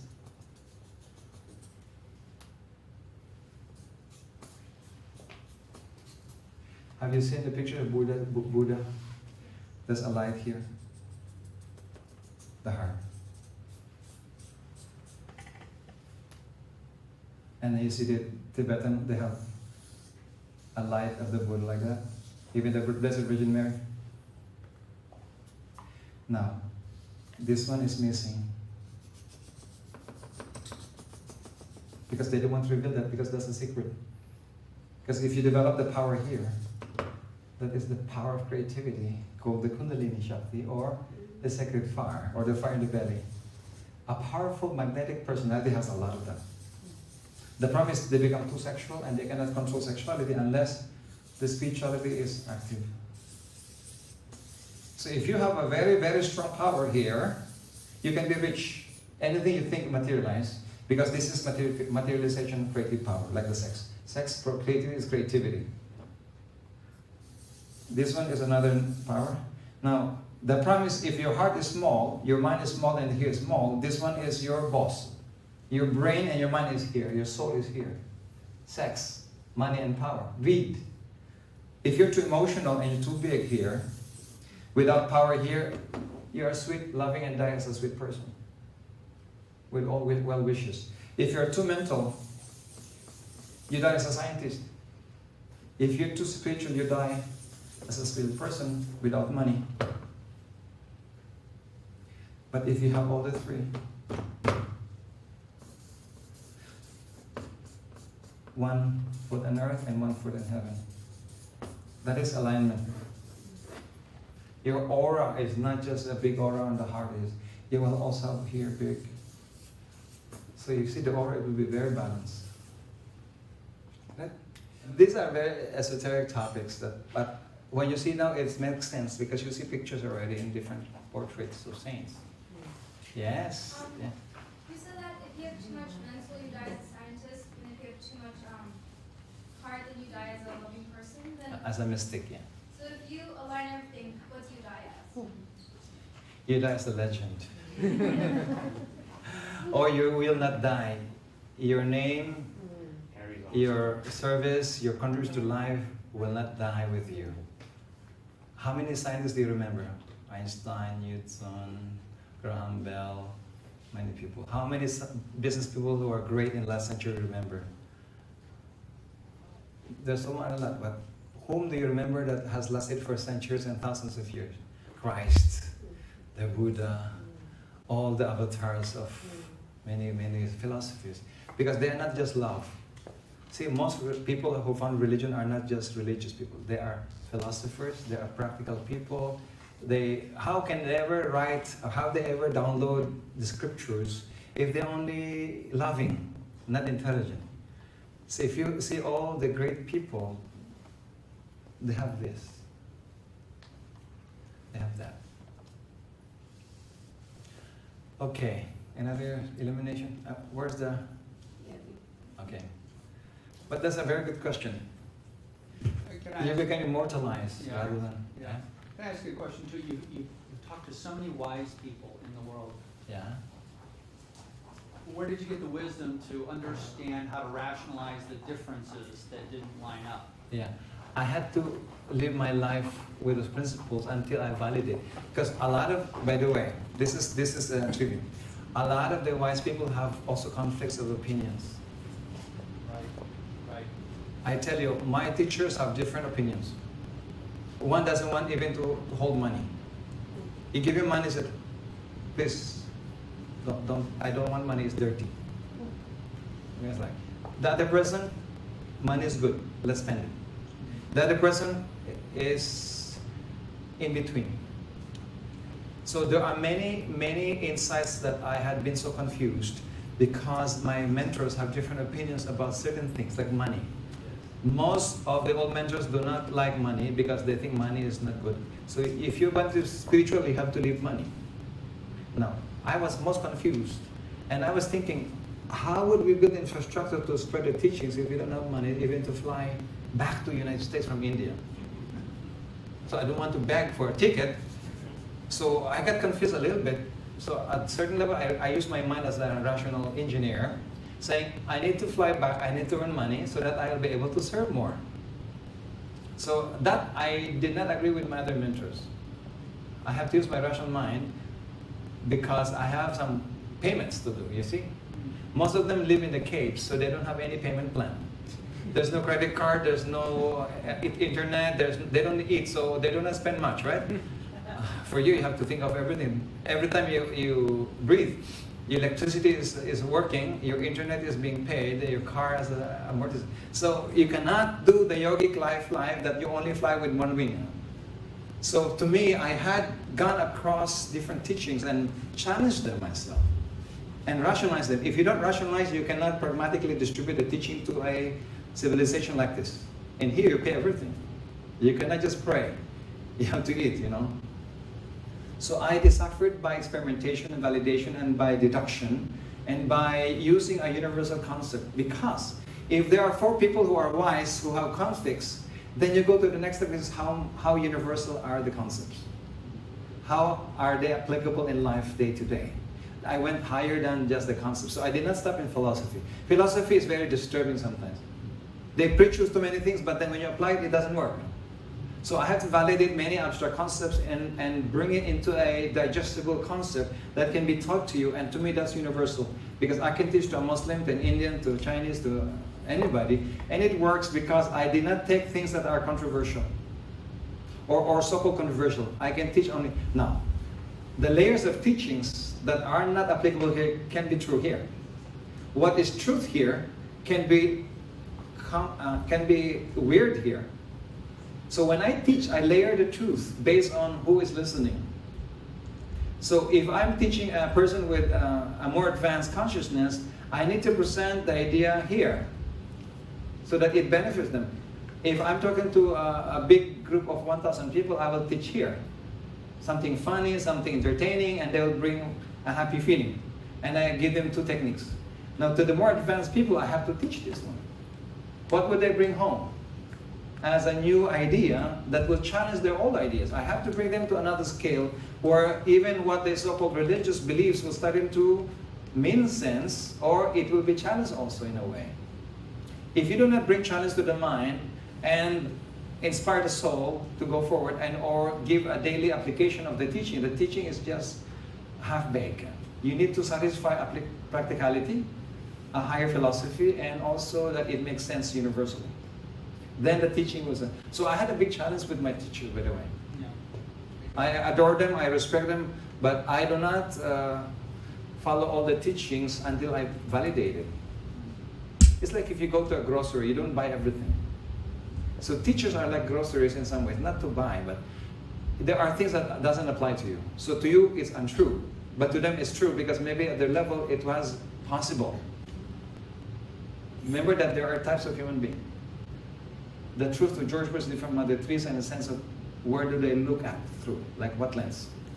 All right? So with that, I'd like to thank everyone, and I hope we have delivered to you tools or concepts. See, if you don't have tools, at least you have concept to start with. If you have concept plus tools, it's even better. You cannot tell a carpenter to build a house without hammers.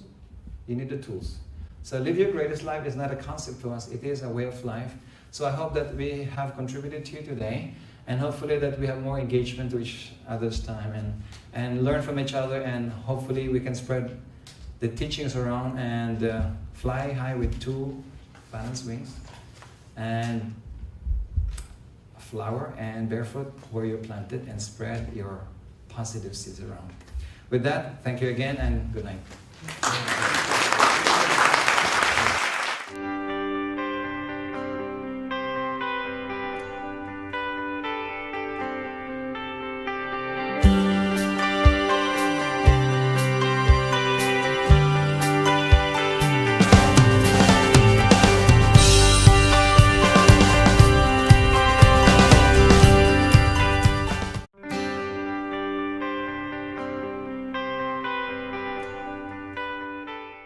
And thank you everyone for coming here tonight. I'd like to share to you today some of the secrets of some masters in Asia and also the Himalayas that had been given to me in bits and pieces, as Sue has given in her introduction. And I had synthesized and distilled all of this knowledge and information into doable actions or convert into skills in action that I can transfer to people, even for a few minutes or hours of training. Before that, I'd like to also talk about different philosophies that has been, I would say, unfolded in time during my training with some masters of the Himalayas in Asia. And being an engineer, I had tried to reason out with my logical mind these abstract principles.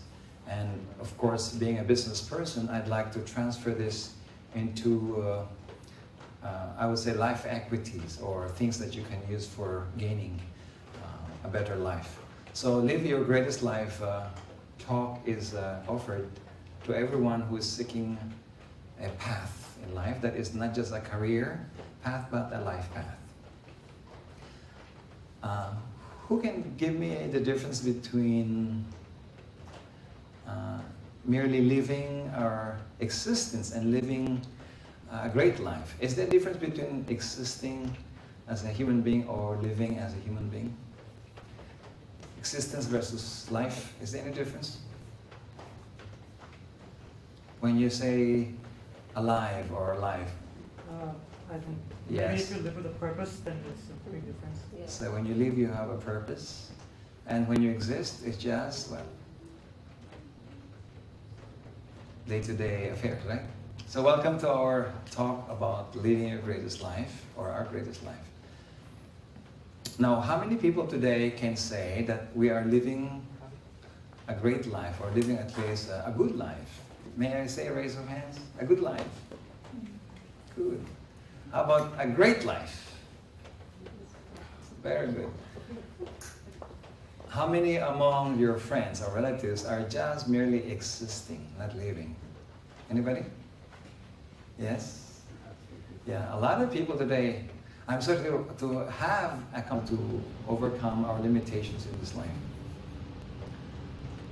What are the most important things in your life? Gaurav?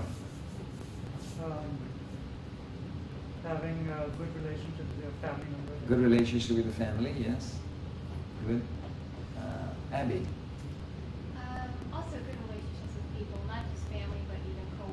co-workers, friends. May. Live with passion. Huh? Live with passion. Live with passion. John, Be sure of yourself. be sure of yourself. Good. Jerry, To love and be loved. to allow, To love. to love and be loved. Yeah, that's very important. Erja, Live a healthy life. healthy life. Dinesh, I second that, yeah. healthy life. What else? Yeah. Renu, to continue, love people. Mm-hmm. Sunny, freedom. Diana, Do something you're passionate about. doing something passionate about. Heidi, To be successful in personal projects. successful personal projects. Okay, Leo. Service, purpose, and maximum utility. Okay, service, passion, Purpose purpose, and maximum utility. maximum utilities, yeah, utilization. Okay, so most people have different priorities. That's why they have different milestones in life and different sets of processes. Now, in my research around the world in different cultures, living in different countries, I have discovered that there are 5 key areas of life, and there are 4 most important periods of our lives, which I will go back. So everything that we desire or be passionate about or aspire or be inspired to achieve are within these 5 aspects. One is family. Okay? Most people have mentioned about family life relationship. One is career and work and the passion of service, your personal goals and what you want to do. And also some are health and recreation in life. So that's very important. What else? Social relationship, but also social contribution. Not just social life, but contribution to society. And what else? Spiritual life. At certain levels of your life, when you have achieved your career, when you have a good family, you have comparative words saying people are like ants. They go to work, back and forth, back to work, carry loads in their hands, and just saving for the rainy day. Like today, it's raining. And hopefully one day they retire and they can still remember their names, or at least they don't have back pain to enjoy the fruits of their labor. But a lot of people that I have encountered are very rich people who are very successful, but they are suffering through their health issues and conditions. And I tell you, they do not even taste their food anymore because the doctor would tell them, don't eat this, don't eat that. Like almost 60% of the food chain they cannot eat. So even you have all the money in the world, if you cannot eat the food you want, it seems that there's torture. How many people are realizing that there is a greatest life that you can live? Greatest life, not just great life. Are you aspiring to have one? Very good. I think if you think big and far, most likely the reality we create are more profound. See, if this is the possibility we create by our own intention, inside is called the probability, which is smaller, and the reality is even smaller than the probability. What if you expand your possibilities to a bigger limit, and your probability is this and the reality is bigger? So today I'd like to expand your consciousness or your possibilities so that our reality to live our greatest life would be deeper and more profound. So I would like to share to you some techniques, life tools, in order to live the greatest life that we deserve. And not just a life of struggle or suffering, but life that is lived with harmony, with maximum usefulness and maximum integrity. Now, let me just say, what are the 4 most important times of our life? In my travel around the world, I have discovered that there are 4 most important times of our lives. The time that we were born and the time we die. Most people, or if not all people, will die. born and death. Some immortals, maybe they live another 30,000 years. I have heard from my mentor that there's somebody, either in China or in India, who can live for 30,000 years. There are the super immortals. But I have met this guru in the Himalayas who is just around 400 years old. And he has very, very long hair. He doesn't have wrinkles. He's a breatharian. He just lives on air. And